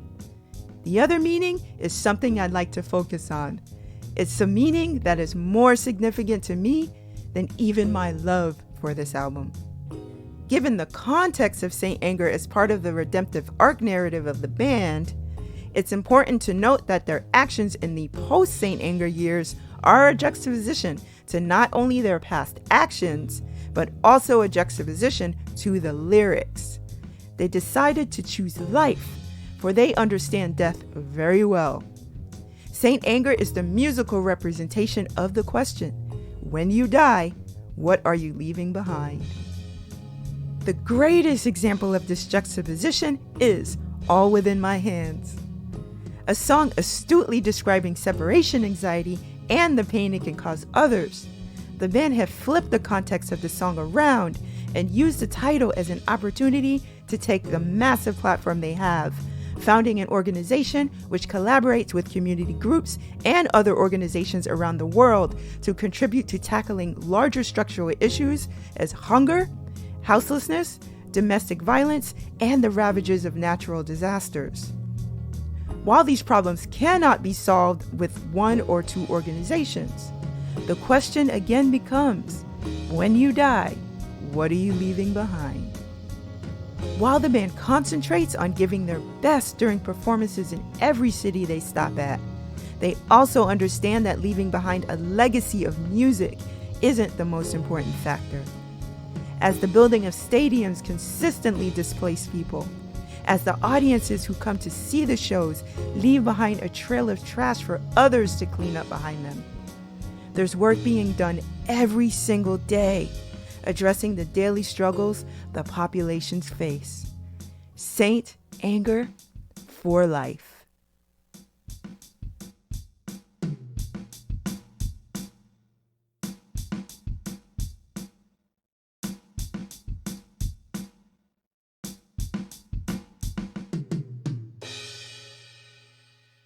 All right, so my Saint Anger origin story.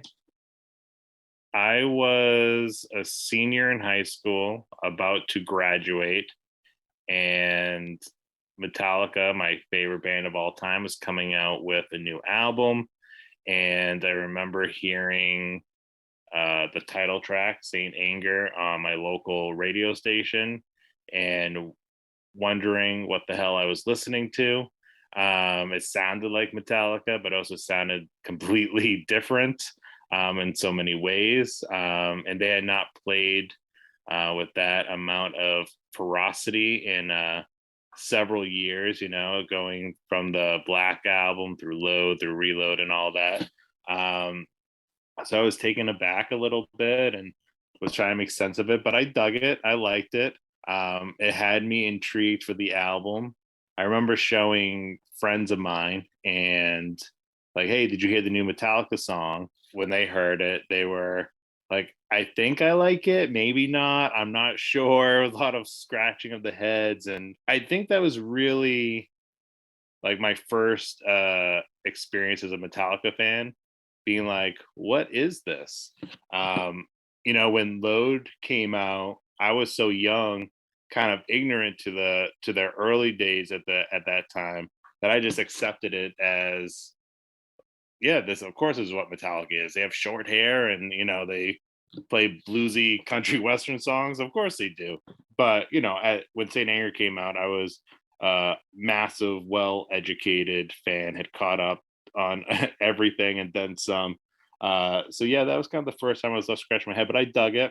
I remember going to my local record store and buying it the first day it came out. Actually, it's a weird story if I recall, because Saint Anger was scheduled to come out on one date, and I was driving home from school, and they said on the radio that it was actually out in the stores that day, like a few days earlier, because they were trying to circumvent the leakers and Napster. So I immediately turned around and I was like, all right, I guess I will just be late for dinner. And I drove like 20-30 minutes out of my way, went to my local record store, bought the new album, went home. My mother understood once I explained to her when I got home why, because she was like, oh, whatever, just eat dinner or whatever. And I remember going upstairs to my bedroom and putting on this album and looking through the liner notes, and everything about it was weird. I remember like even though the album cover was Pushead, so that was Metallica friendly, but they had the different logo at that time that was reminiscent of the old logo, but was changed. And the inner liner notes, had the weird like demon angel artwork, which I dug, but it was just so unlike anything else that they had done before and really have done since. And this album was like this long, grueling, exhausting, ugly record. I remember, my mother knew of Metallica and liked some of their songs that I'd played or whatever. I remember her calling out to me like, "What are you listening to?" I was like, "This is a new Metallica album." She's like, "That's Metallica?" Like it sounded foreign to her ears too. It was just, but there was something about it when it ended. I was like, I had split feelings when it ended after my first listen. Part of me was like, "Do I like this?" And that was the first time Metallica album had ever ended, and I had to ask myself, "Do I like this?" But there was something intriguing about it that I immediately went back and listened to a few of the songs. I forget which songs at this point, that just had like these moments. I was like, that was so weird. Did I actually listen to that? And I went back and re-listened to those songs. And, the more I listened to it, the more I dug it. I remember going to school.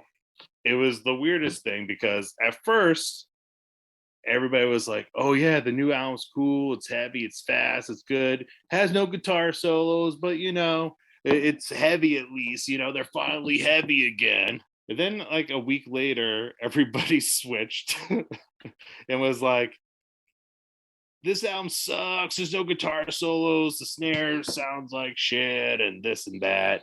And I really think this album has suffered a tragic fate in many ways, but I'm sure we'll get there. But that is my origin story of Saint Anger and my first initial experience with the album.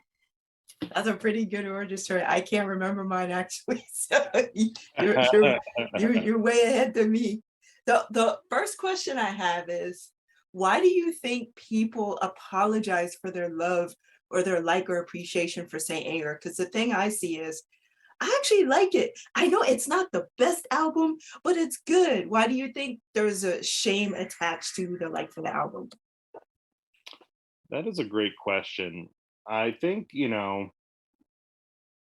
people, no matter what they say, no matter how much of like a metal outsider they want to believe they are, everybody wants to belong.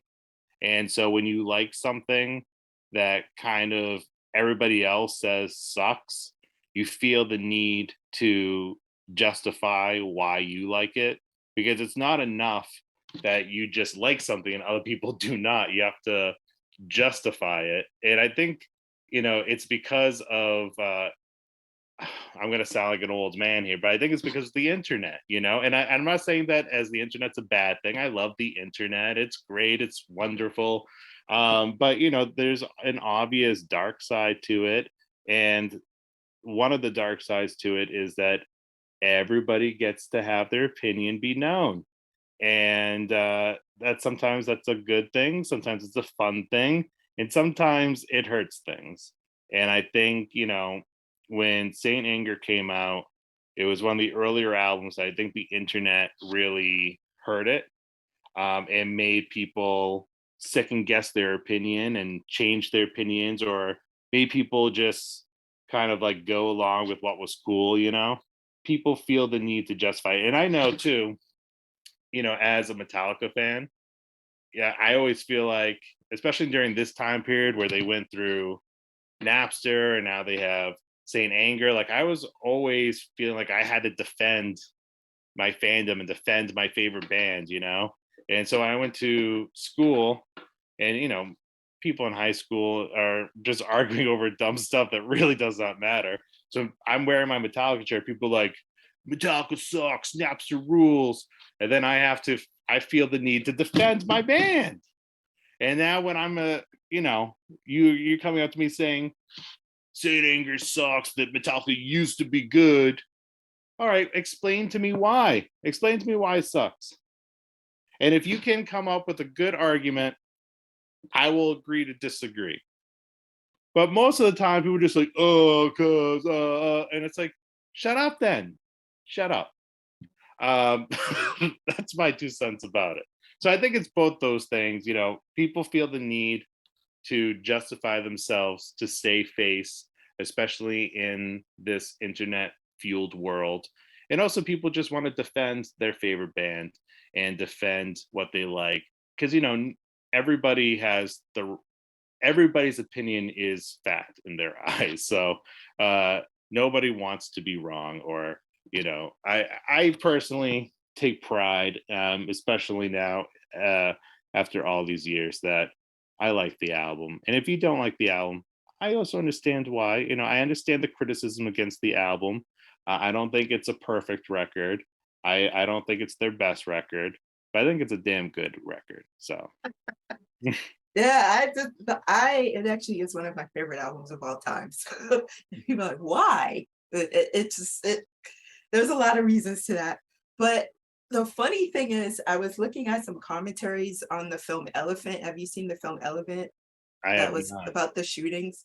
So Roger Ebert actually discussed in a review of this film Elephant, which was by Gus Van Sant. And so I don't want to get too much into it, but it was commentary on what was happening at the Columbine High School and all that. And so it was sort of a setup around that. And so what Roger Ebert said was that the film does depict violence.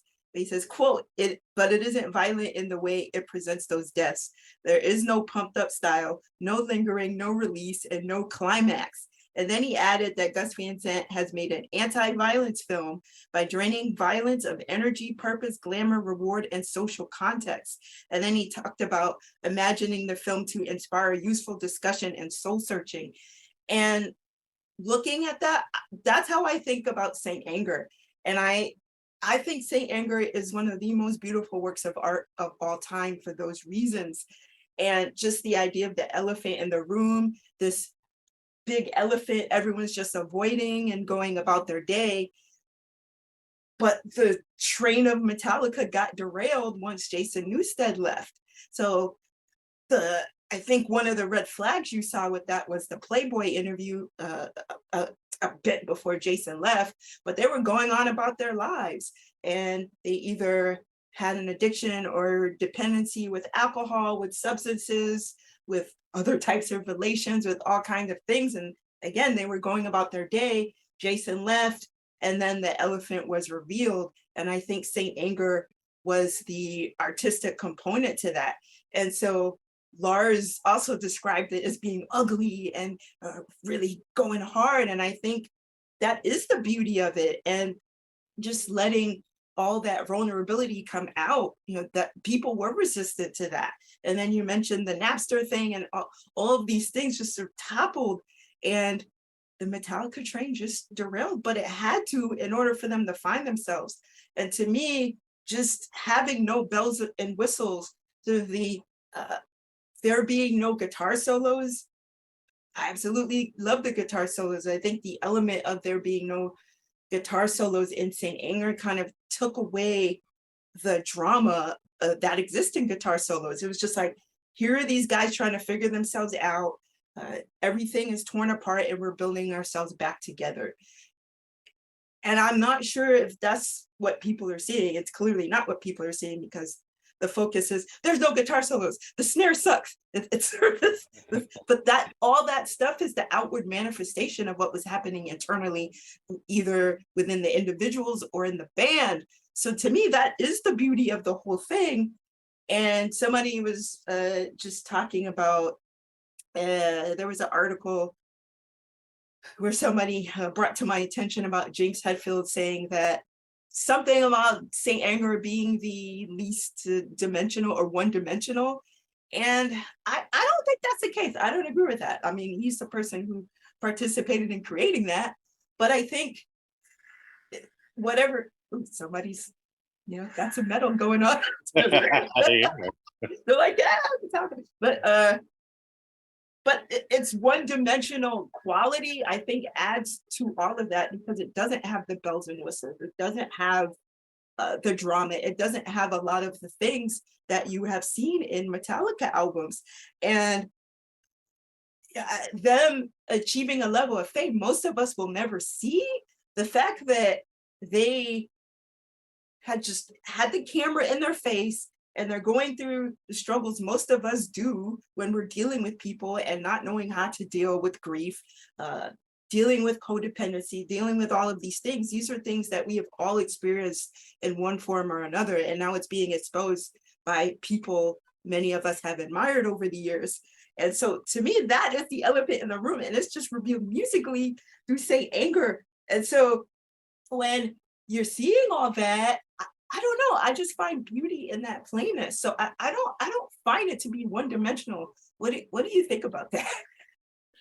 Well, I think, I understand that sentiment in one way, because it is such a punishing record musically, and there is no real relief, right? There's no like beautiful interlude like in the middle of Master of Puppets. There's no ballad that breaks, like you said. It's like this tension, and there's no release except if you I guess the release is at the end, these dissonant chords with James Hetfield screaming kill kill kill kill kill, like that is a release, but it's not really the release that you expect. It kind of leaves you like, oh, like it's a gut punch. It's not it doesn't resolve on this beautiful note or on this peaceful note, and that's okay. It does not every album needs to do that, and I to kind of go in line with what you're saying, recently on my podcast with a guest.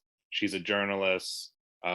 Recently came out as trans, and it was just about how Metallica music has had an impact on our lives, and she kind of goes into uh, the part music of Metallica has had in her coming out, and and our stories were very similar, even though I'm not trans, and it's different, completely different stories and walks of life, but it was similar in how the music had affected us, and something that came out of that, because she is a massive Saint Anger fan. She it, we kind of got around to how Saint Anger is this vulnerable record. It's this, people when it came out like to call it, well, it's a rehab record. Well, yeah, it is a rehab record in a lot of ways, because guess what? He went to rehab, and this was a continuation of his rehab, of his therapy. So it makes sense that that's what you're going through. That's what you're going to write about. And that's what, even though the band members on that record all contributed to the lyrics, it all was kind of fed into, they're all going through their own therapy, right? They're all meeting with Phil Told, the therapist. They're all struggling with all these different things. So it all makes sense that that's what the lyrical themes are. And, I was thinking recently, I had Metallica on shuffle in the car, and the track Saint Anger came on.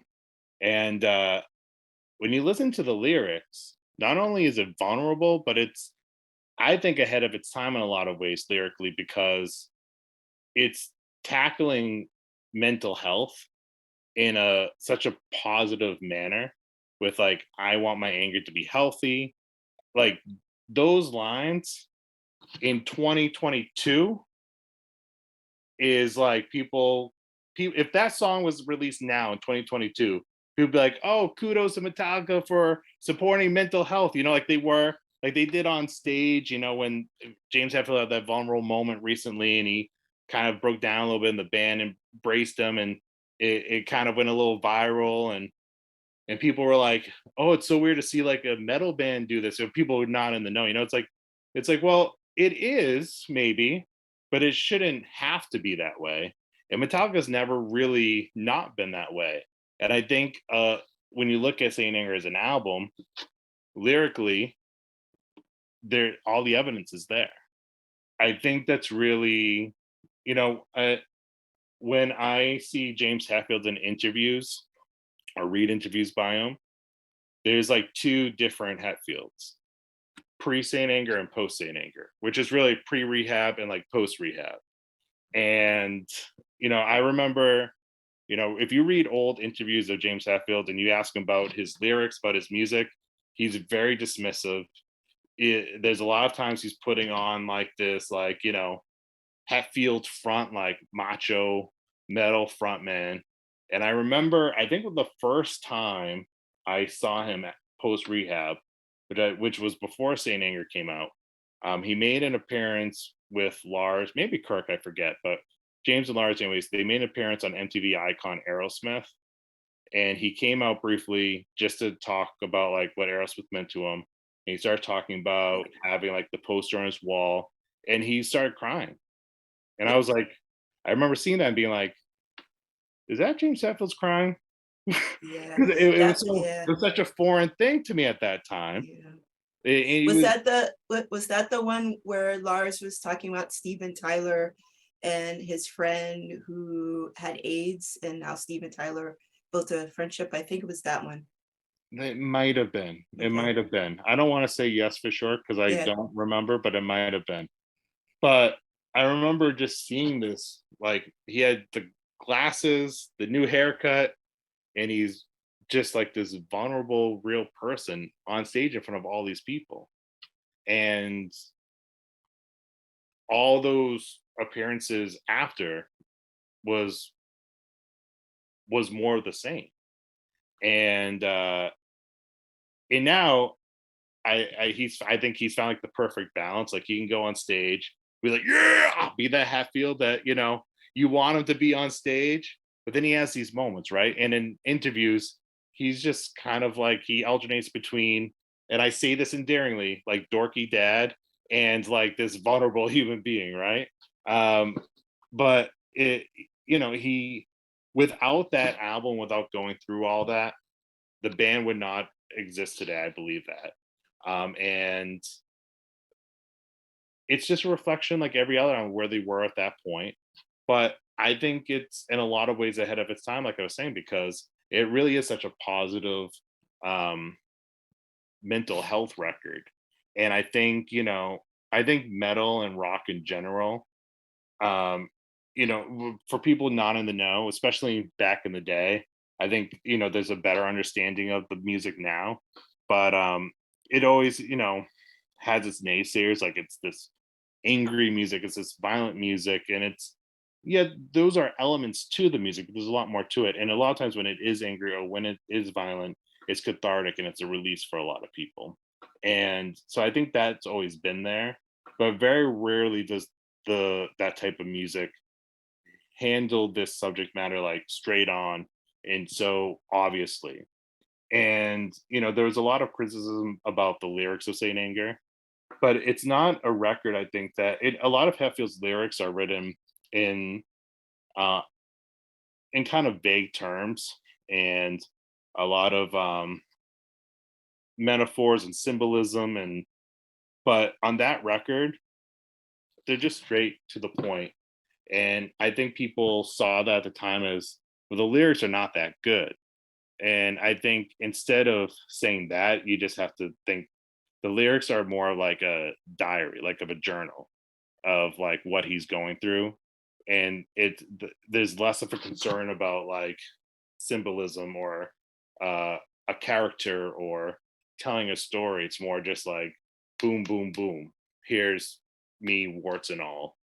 And I really think because of all those reasons, it's this very powerful and unique record, unique in the world of metal and also unique in the Metallica catalog. Because after that, even with the change Hetfield, they never really did that record again, because I think it's one of those things where it's one and done. They got it out of their system, on to the next.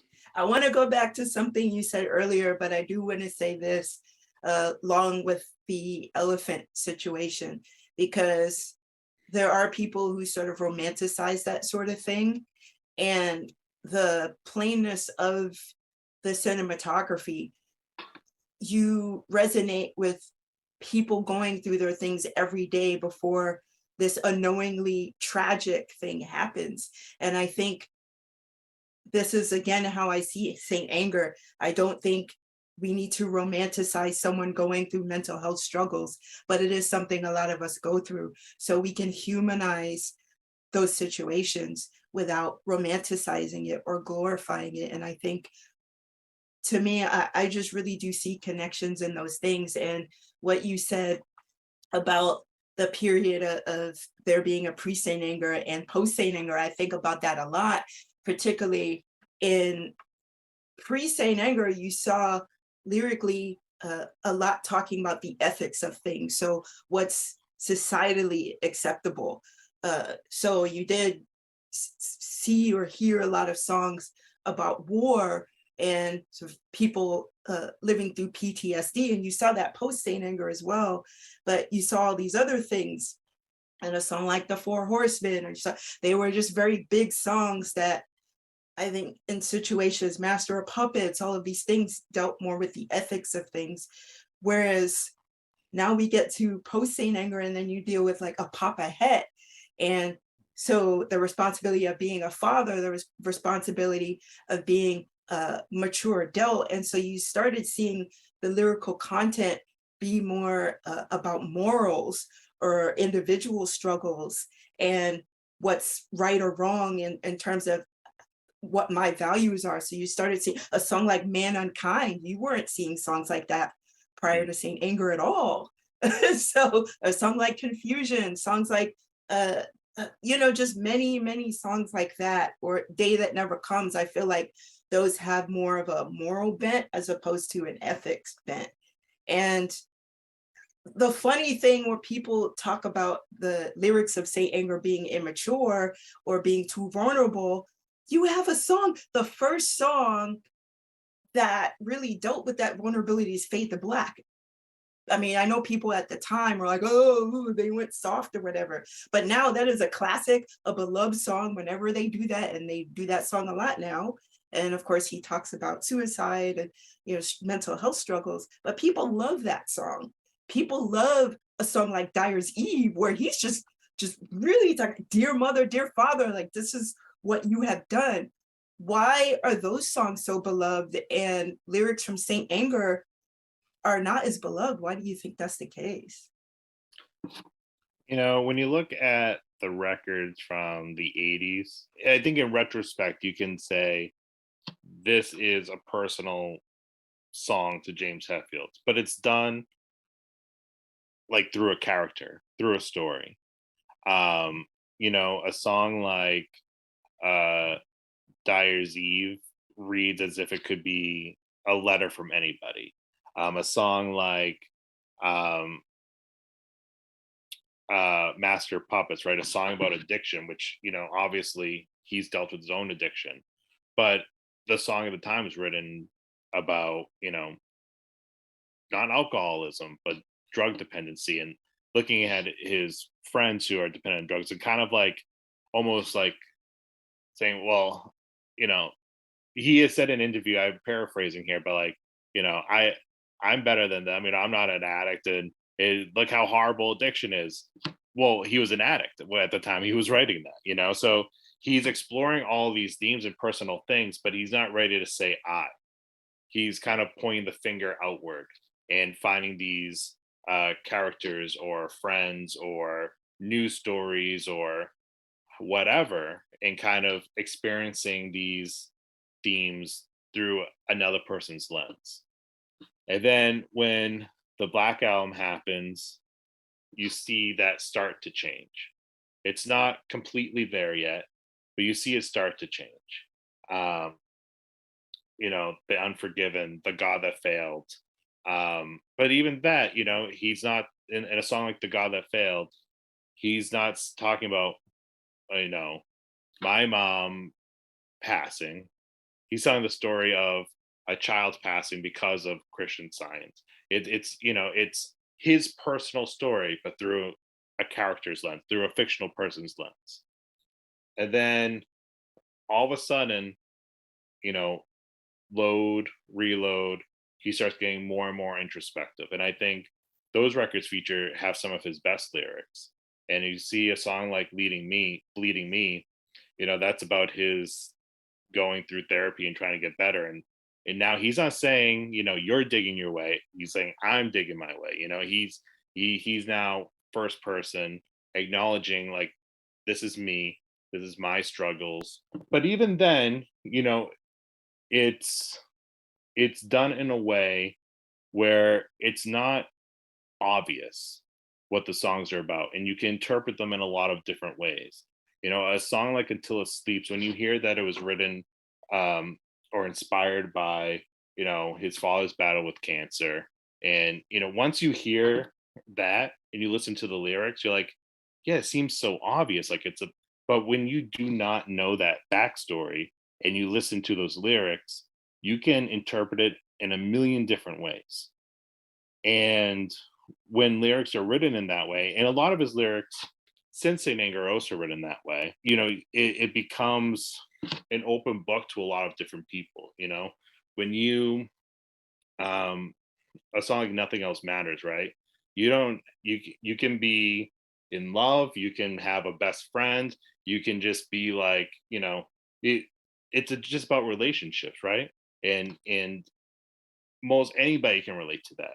That's why that song's so huge. It's not because it's like, you know, this ballad, and not that that hurt the song by any means, but it's the content, it's the lyrical content, that it was universal, right? If it was the same music and he, you know, wrote about crib death like the original lyrics of Enter Sandman, those songs are, you know, that song is not taking off, you know, as this massive hit song. It's the lyrics that are, I know that's an extreme example, but the lyrics are you know, are universal, right? And they can be interpreted in a lot of ways. I think with Saint Anger, there's little room for interpretation a lot of the times. It's very obvious, very on the nose what the lyrics are about. And again, I think that goes into like it's literally a therapy session. We don't have time to talk about, this boy who's unforgiven and this, and it's just like I need my anger to be free. Like there's nothing fancy about it. There's no bells or whistles. It's just straight to the point, like you're writing a journal. It's like the whole album's like this confession, and even a song like All Within My Hands, which is really about Jason Newsted leaving and his struggles with love, and but it's just right there. Love is control is love. Like it's all there on the surface. And I think when people are used to lyrics in one way and then see lyrics that are so like obvious on the nose, people are like, oh, like there's not a lot of depth here, as if they're like master lyricists, like they can do 100 times better.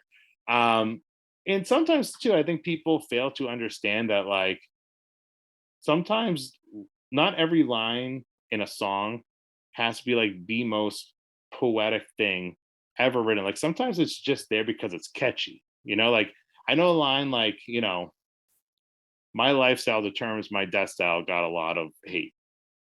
It's a catchy. I love that line. I don't care what everybody says. I like that line too.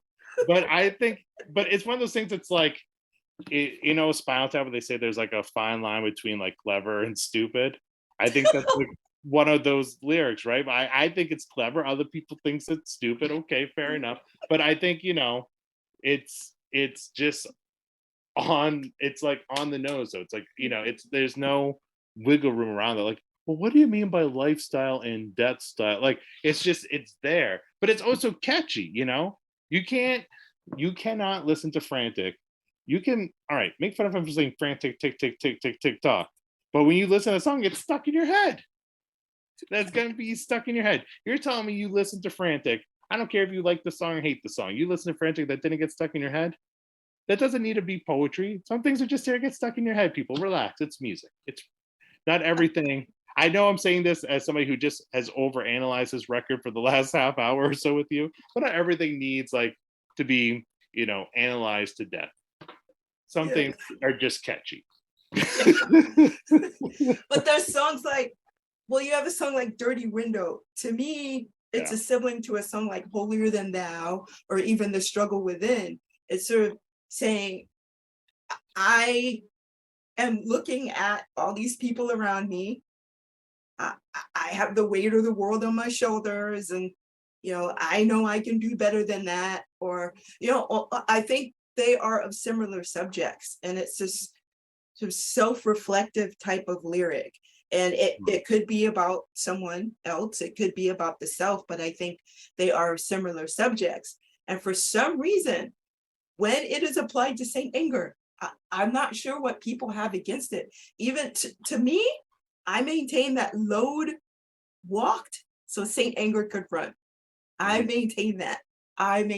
Load, and then to a lesser extent Reload, because I feel like Load had the more personal songs. But Load and Reload arguably are albums that people have issues with as well, and maybe it is because of the personal aspect. I don't know, because it's not thrash or whatever. But there has been no Metallica album that sounds like any other. Kill 'Em All does not sound like Ride the Lightning. Ride the Lightning does not sound like Puppets. Puppets definitely does not sound like Justice, and so on.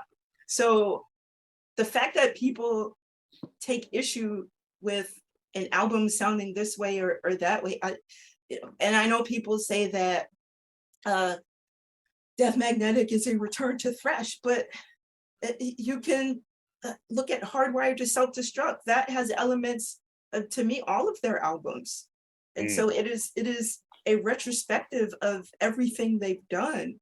So to look back, they always talk about, we don't really look back, we're a forward-looking band. And so to take issue with that fact that they do not look back, they reflect, but they do not grasp onto what they've done, So why would somebody have a problem with this particular chapter in the book of Metallica called Saint Anger, or the particular chapter called Low? I just have trouble understanding it. I will probably never grasp something like that, because I am a person who appreciates the whole catalog. And yes, that does include Lulu. Yes, Lulu has some weird lyrical stuff, but I think overall it is a part of the Metallica journey. It is a part of the Lou Reed journey. And I think looking back on Lou Reed's career, I think that is an applicable album for him to go out on. And I respect that, even though, again, I'm like, I don't know about some of those lyrics, but I appreciate and respect the album. And I just don't understand. Like, if we are to say we appreciate the band, I think just respect the art that they have put out. I don't understand. I think part of it is, metal. I think metalheads wants to be these open-minded individuals because we're like the outcasts, and we're the downtrodden. But there's a lot of metalheads that are very close-minded. And I think, when you do something that is different, there's going to be backlash. I think that goes for a lot of things outside of metal, but especially in metal. I mean, when you look at, Taylor Swift can go from country to pop without anybody having a real issue with it. But if you're metal and you go pop, you're a sellout. If you if you have a rapper on your song, especially like before nu metal was a real thing, it's like, oh, you're just cashing in, on what's on the latest trend. If you release a ballad, you're just catering to radio, it's all these things. So I think when anything brings people out of their comfort level, because they're uncomfortable, there's backlash. And if it's different and it doesn't sound like, well, I like Master Puppets, and that doesn't sound like Master Puppets, I don't like it. It's like I get it on one hand, but it's like, dude, just listen to Master Puppets then. Like nobody's making you listen to any other record. If that's what you want to listen to, go for it. But yeah, I think it's this closed-mindedness, and I don't think metal is as open-minded musically, and probably not socially as much as they would like to think. And I think metal's getting better because there's more and more bands that are blurring the lines between genres, and you're seeing, more and more different ethnicities playing in the genre. You're seeing more and more LGBTQ joining the genre. And I think people like Rob Halford, who came out, and that kind of is like a trendsetter. It's like, all right, if the metal god is gay, then I think anybody in the genre can be gay. All right, people, like, I mean, what are we doing here? But I think hopefully it gets better as time goes on. But I always think, musically, I think metal in some ways is a little bit behind other areas. And I think that plays into it, and it's just when anything's different or uncomfortable, no thank you. We want the same old. We're going to make fun of you if you do the same album over and over and over again. But if you don't do the same album over and over again, we're also going to hate it. So it's like a lose-lose these bands have, like, for me personally, though, I find that journey interesting. I'd rather a band release an album that was different that I dislike than to do the same album over and over and over again, because I respect that. As a musician, as a fan, I respect that. And I think it's necessary. So when you do come back around and quote, return to your roots, it means something, you know? If Metallica did Master Puppets over and over and over again, we would not be talking about them right now, you know? We'd maybe be talking about that album, like, hey, remember that band? They had that great album in 1986, but we would not be talking about them right now, not in the same way. And I always think this too. It's like, you know, people will hate on Metallica, say this about Metallica, but I host Metallica podcasts. You know how many Metallica podcasts there are out there? Do you know how many stadiums are still selling out? Do you know how many people are still buying their records? So how many people really hate them out there? I mean, come on. Good question. And there could be a whole other documentary about the lack of diversity, but you know, this is about St. Anger too. So what are some songs on St. Anger you connect with? I think The Unnamed Feeling is one. You know, especially in my younger days of just like going, like kind of going through like that teenage depression. And, you know, I think that's something everybody goes through as a teenager, whether they admit it or not. And, you know, now as an adult, I can see where depression has run in my family and stuff. So I think, you know, when that happens, sometimes when you go through like these teenage years, it hits you a little bit harder than others. So like that's a song that I kind of always associate with that. I think a song like Invincible Kid is just like kind of one of those universal songs. Like everybody kind of feels like an invincible kid sometimes, you know, like even now as an adult, like I just started a new job. And when you start a new job, you're like you travel back in time to when you're the new kid in school and like you don't know anybody and you're just like sitting there by yourself, like waiting for somebody to say hello to you. Like it's just kind of like that feeling of like I feel like anybody can relate to on one level or another. Hopefully not Sweet Amber. I like beer and I would like to keep drinking beer, so hopefully not Sweet Amber.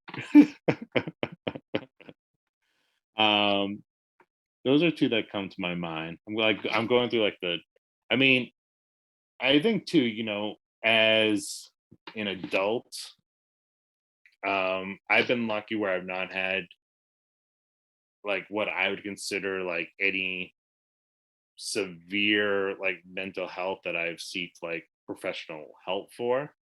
But you know, I think as an adult, in order to be a healthy adult, you have to look at your past and everybody has those behaviors and emotions that are not healthy for us. And I think when you look at a song like Saint Anger, right, it's acknowledging like that anger.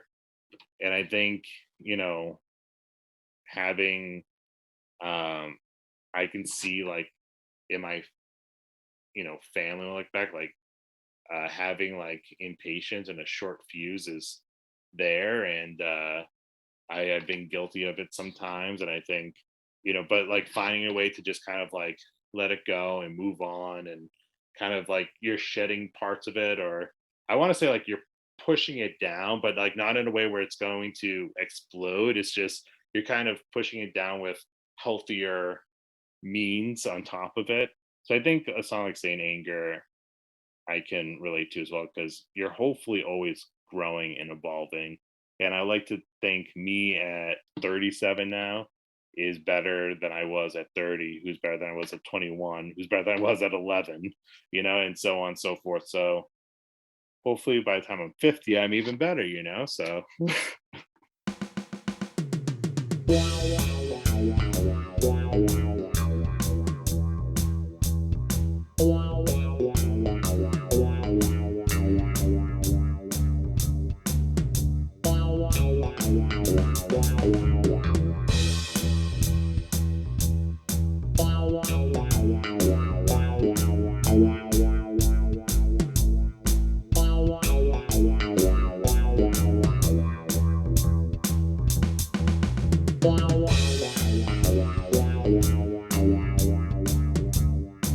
I started practicing bass because of Jason, and that's like I was like 12, and I had Jason all over my like posters with Jason, and it was also Cliff, but actually my sister got me into Metallica when I was only a little squid, and she brought me home a vinyl when I was 5. Actually, my mom wanted us to bond more because she's older than me. Okay. So we started listening to music in her room because she had like more of a synth, like gothic vibe to her. And I don't know why she wanted me to listen to that kind of music, because she was actually, you know, synth and punk and metal, they were like fighting here in Sweden. So she actually started my hard rock or metal journey by giving me Ride the Lightning when I was 5. And the year after I got Twisted Sister, and you know, she just paved it. And Twisted Sister also had a lot of my old music. I love Twisted Sister, or at least Stay Hungry. Yeah. But Wow. I love Jason, so he started my journey into music. Nice. And I also played a lot of. I tried playing drums because I love sitting behind the kit, but I'm a total noob. I only fuck up, you know. I hear the stuff in my head, and I sit there and I'm like, wait a minute. Oh, I have sticks in my hands. But the thing with Sankt Anger for me, it doesn't get the respect that it needs. And I think the main part is that it split the community in Metallica. I remember I was in the forums back then, and it was a lot of silence from the older forum members. I started going into the Met Club in 2000. Early 2009, I dropped out after Sankt Anger was not after Sankt Anger was dropped, but I think 2004. I think because I didn't have money, I dropped out of college. And the thing with Sankt Anger for me is that I was going down a black hole slowly for years after my dad has died when I was 17. And I wanted an escape. And I started doing stuff that was bad for my body. I was drinking a lot. I was partying a lot.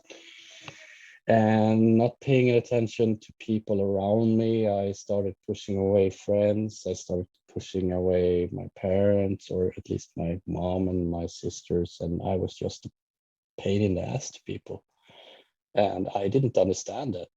And I started a new job in 1990s. It was before Sankt Anger. And I had this build-up hate still going on after I lost my dad, and I didn't process that at all. I was building up, you know, like a big bubble, and I didn't know what I was going to do with that. So I ended up moving 80 miles from my hometown because I just felt like a new start was going to push me in the right way, but actually I went further down.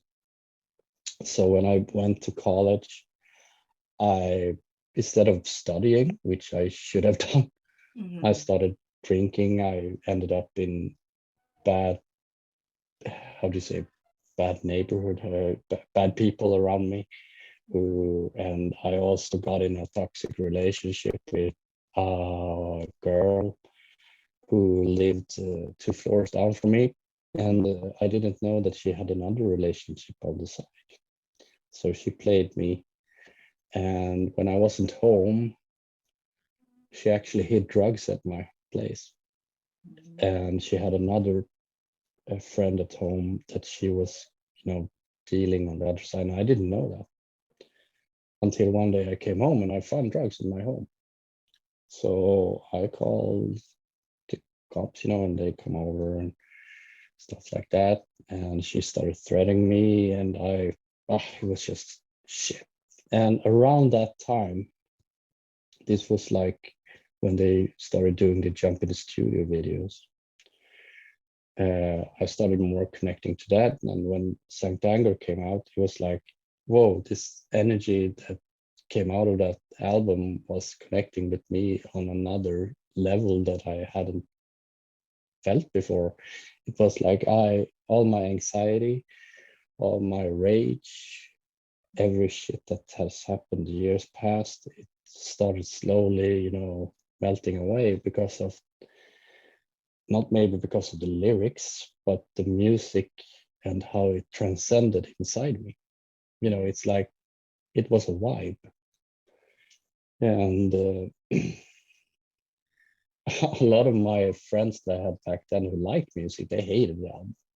They like all after the Napster shifts happened also, you couldn't talk about Metallica here in Sweden. It was like, I don't know, it's like going up to somebody, I don't know, it was weird. So metal here was very weird. The community was very weird because people here, if you liked that, you had to like it, and if it had to be that certain way. We have a Swedish band who had a certain way too. I don't know if you have listened to In Flames, but they had the same path when Jesper quit the band, and when he started getting bullied by Anders, who was the lead singer.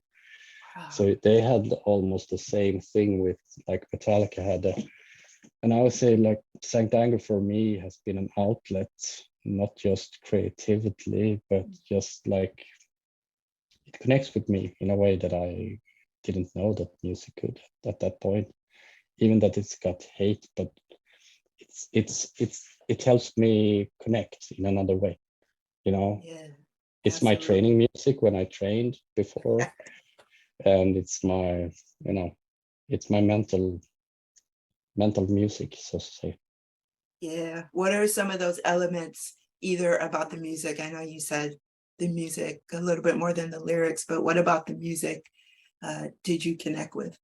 Shoot Me Again, it's a hell of a knockout. I would say, like, that's the best part on the album. I know a lot of people say Unnamed Feeling or All Within My Hands. Just be, not but I the song that connected me more, I say Dirty Window, Some Kind of Monster, and Shoot Me Again. Shoot Me Again has that raw punkish vibe that I love.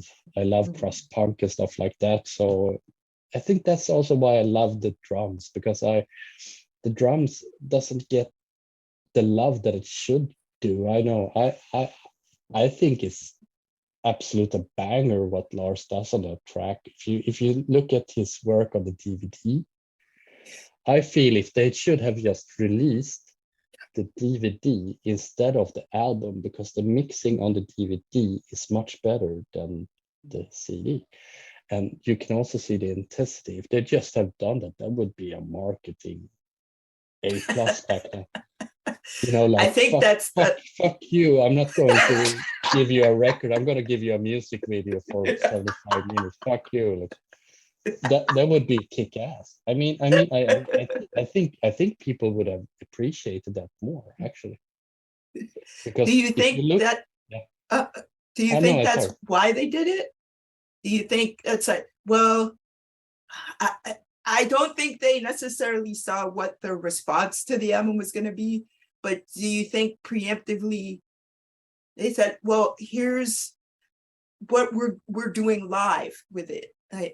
Because it's infamously cut and paste album, so they use Pro Tools. And, do you think that making this DVD and just showing them in a live element, do you think that was what you're saying, proof that they are doing this in a way that still maintains the feeling of Metallica, maintains the elements that people have known and loved? Yeah, I think it's a raw punch to the face, actually. It's very punkish. It's like Lars said, he wanted a garage feel and vibe of the album. And then you can, if you listen to it, yes, it has the noise issues, but I think that not as much as maybe Death Magnetic. I know a lot of people hate the sound barrier on this, but I don't care. I love it. but that's just me. I can enjoy it what it is, because I don't only see it as a product, I see it as an emotion. And the feeling how the band was back then, all the chaotic, James going in and out of rehab, Jason quitting, the Playboy interview that was really fucked up. I remember the forum back then before that happened. I was sitting like this. Oh my God, what is this? I don't, because this was before like Twitter and also Facebook, social media. Following these bits before the album was going, it was like it was looking like social media is today. Actually, this strange vibe. The thing with the album is that I think they wanted to do this type of, I feel it like it's a punkish vibe that I think every time I listen to it, I think about punk, because it's an attitude, it's a feeling, it's an insult to people who's listened to it, but I don't give a fuck, because the thing that they want to give out to the world is that it's a statement, it's a bold statement, but it's also if you listen to a lot of bands that came after that, like the metalcore, the deathcore, a lot of the drums, the snare drums, if you listen to that, it has that vibe. I'm not saying that they're fucking with Lars Ulrich here, but there's actually a American band who has a death metal band that I forget about their name. It's a very long name, strange name. And the singer, his favorite album is Sankt Anger. And they also pitched the drums for the latest album to sound like the Sankt Anger drums. It's loved in different kind of music areas, and it's hated by the classic metal community because it has no solos. It doesn't sound like Metallica, but hey, if you look how Metallica changed it, neither of the albums is actually the same. I mean, Kill 'Em All is a punkish album. It's a garage album.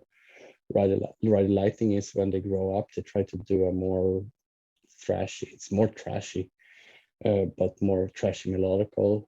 Master of Puppets. After that is even more cleaner produced, and then you have the album that got all the rage from Cliff Burton, is more proggish.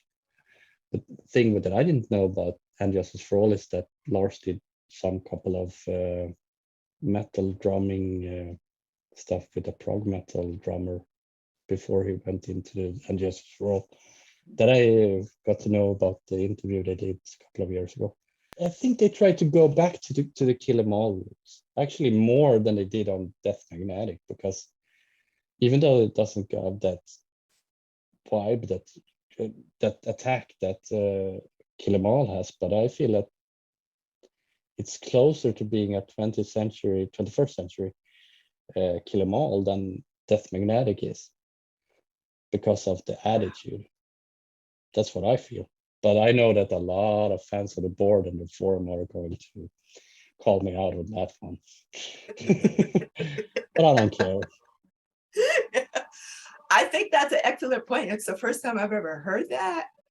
I think that Justice for All is akin to Saint Anger in that they were both grieving the loss of a bass player, but the sibling nature of Kill 'Em All and Saint Anger, that's the first time I've heard that. So I'm really interested. My interest is piqued. Yeah, but I think it's a rebirth. And I mean, if you look at the pictures back then and how much the band loved when Robert came into the band, I mean, he's the glue for them. He's the one that puts them back together. They said it a lot. I know in a lot of interviews they've said it. And I mean, the band wouldn't have survived if Robert haven't been there. I think it maybe 2 years max. And I think the one stuff that you don't talk about is what was that festival name? Summer Sanitarium Tour, I believe. Yes. When they brought back, I think they had Korn. They Yeah. had Biscuit too. You know, Power. a lot of new metal bands. Yeah, it's like Godsmack, no? Power Man 5. Thousand. Yeah, You know, 5,000. I never listened to them, but I don't know. Yeah. I don't know. I'm kidding. I listen to a lot of metal and music and stuff. But I remember that they were on fire back then also on that tour. But I don't know if it was. No, wait. It was a Orion festival that they went back. But I was thinking around there, they had this new metal stuff around them. And they tried to incorporate that in the music too. Yes. Some of the song patterns you can hear stuff on the album too. But a lot of the demo stuff that came out before the Presidio stuff, I almost thought before Sankt Anger came out, they were going to do Corrosion of Conformity stuff or something like that, or a Downish album. That was something that I was looking forward to. And I thought that that's the natural expansion of coming out of Load and Reload, because they have some of that elements in there too. And they burned out because they were touring. This is what I think, my speculation. If you look at all the albums, they released Reload and Load Reload, then they did a Garage Inc., then they did a S&M. They were out touring every year. And I understand the things that Jason said in the interview there, because he hadn't had time to relax or stuff like that. Then went into the studio. I think the band would have been different if they would have waited, like, and not do, sadly not releasing Garage Inc., sadly not releasing S&M. But if they would have taken time off there, sadly we wouldn't have Sankt Anger too.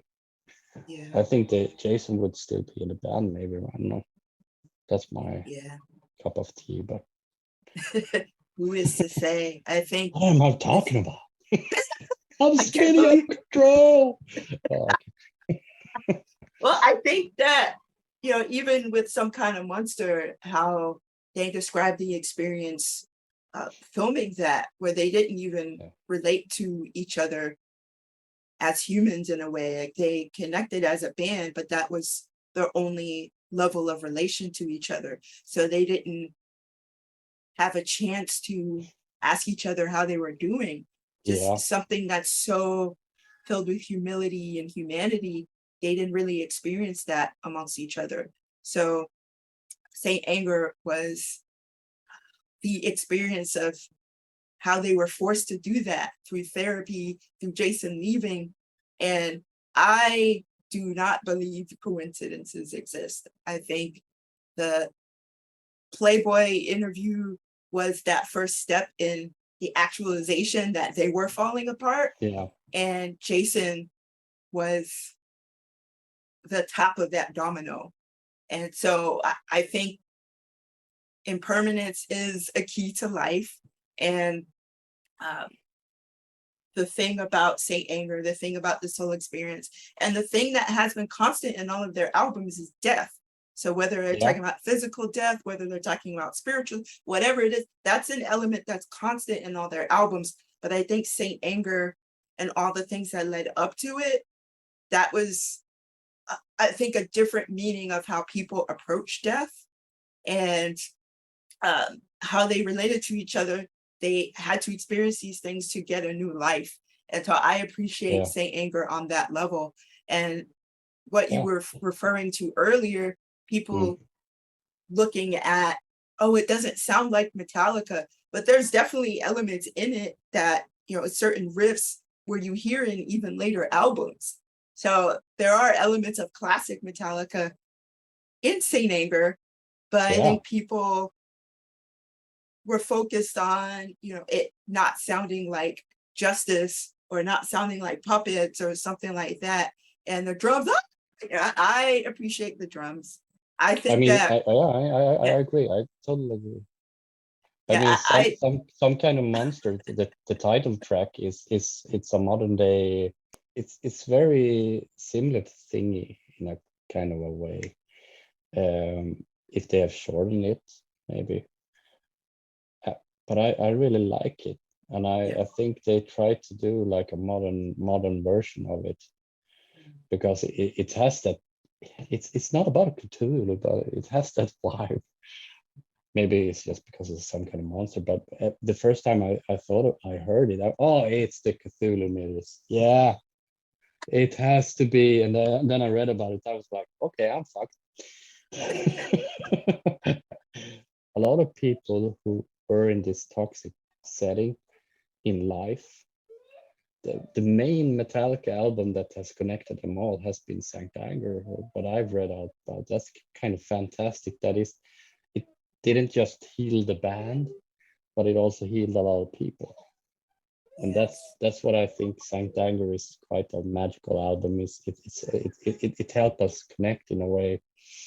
And I've noticed a lot of things.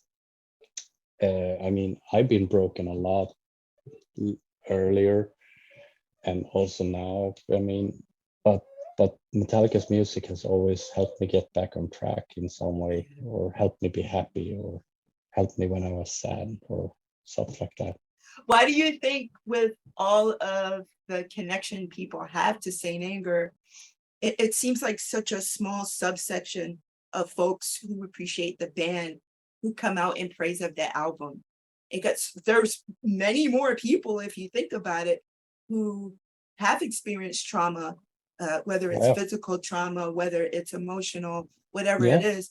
Why do you think that, just from my perspective, there's such a small percentage of voices coming out talking about their connection to the album, where what you mostly see are people attacking it? I think that people have to have well, that's a hard question actually, but I think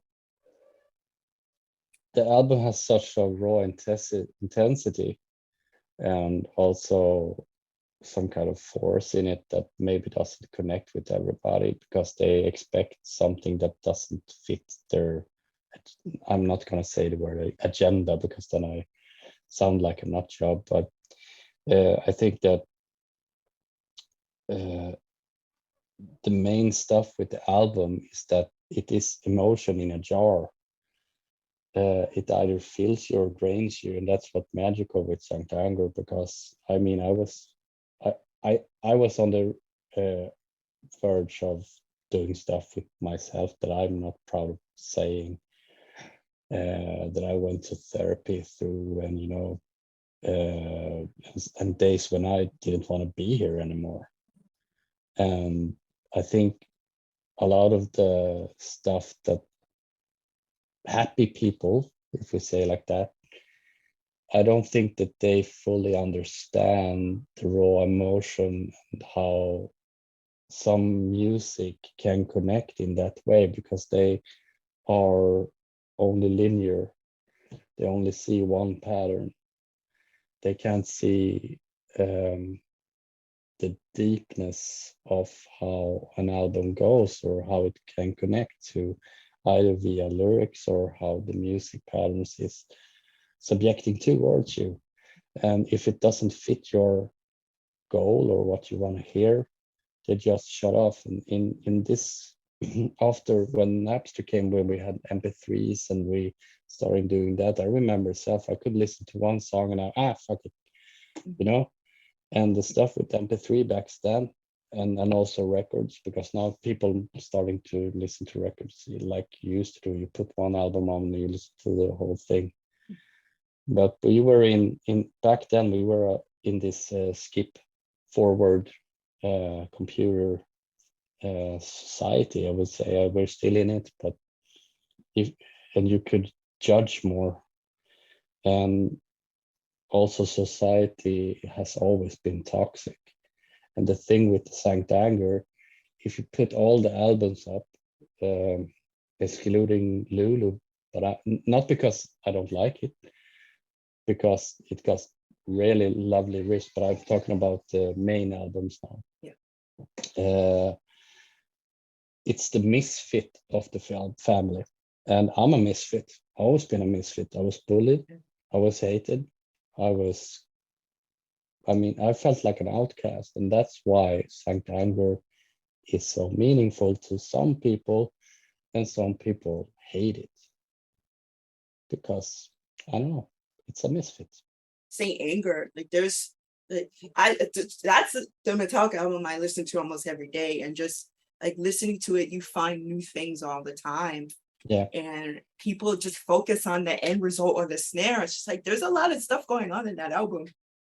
You know, I mean, I don't know why they think I don't think that the snare is too loud. I mean, the guitars is more overpowering on that one. The thing that I like, it has a lot of bass.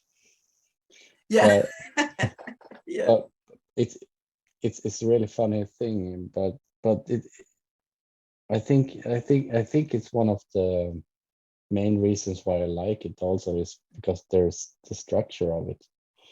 There's like you said, even when I saw the DVD, there are a lot of stuff that Lars does there, especially on like also on Purify. Oh, Purify my favorite song on Saint Anger. It's my favorite song on Saint It Anger. is? Well, yes. It gets a lot of hate, but it's actually got my favorite lyrics on Saint Anger. Yes. Purify. Because even that it's about a car or making a car or stripping down, I read it in another way. I mean, it's about redemption. Yep. Absolutely. And I don't think people does that connection at all. They don't. That's why I like it. Yeah, and Hetfield talks in interviews about the whole experience of therapy, the whole experience of rehab, like tearing him down and building him up. And so to me, that's what the lyrics represent. It's just like, okay, all these things did happen in the past and they break you down to this point where you have to be this whole other person. And I absolutely love that song. I will defend that song forever. Yeah. How do you like Sweet Amber? Because I think the dynamic it's got this. It's a really weird song structure wise, but it fits. And I like it's the chorus of Sweet Amber, how it this little sweet the slow part, and then going into this chug chug chug. And then Lars manically drumming part. If you watch the DVD, he's beating the shit out of that drum kit. Yes, that is a workout. And that's why I think, I mean, if they had just portrayed that fucker, like I don't know.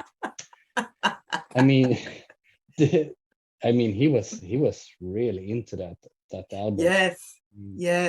Yeah, that's my why favorite. He was so hyped on the Jump in the Studio videos too, because for the. My favorite line that she holds the pen that spells the end, she traces me and draws me in. It's just visually just imagining that.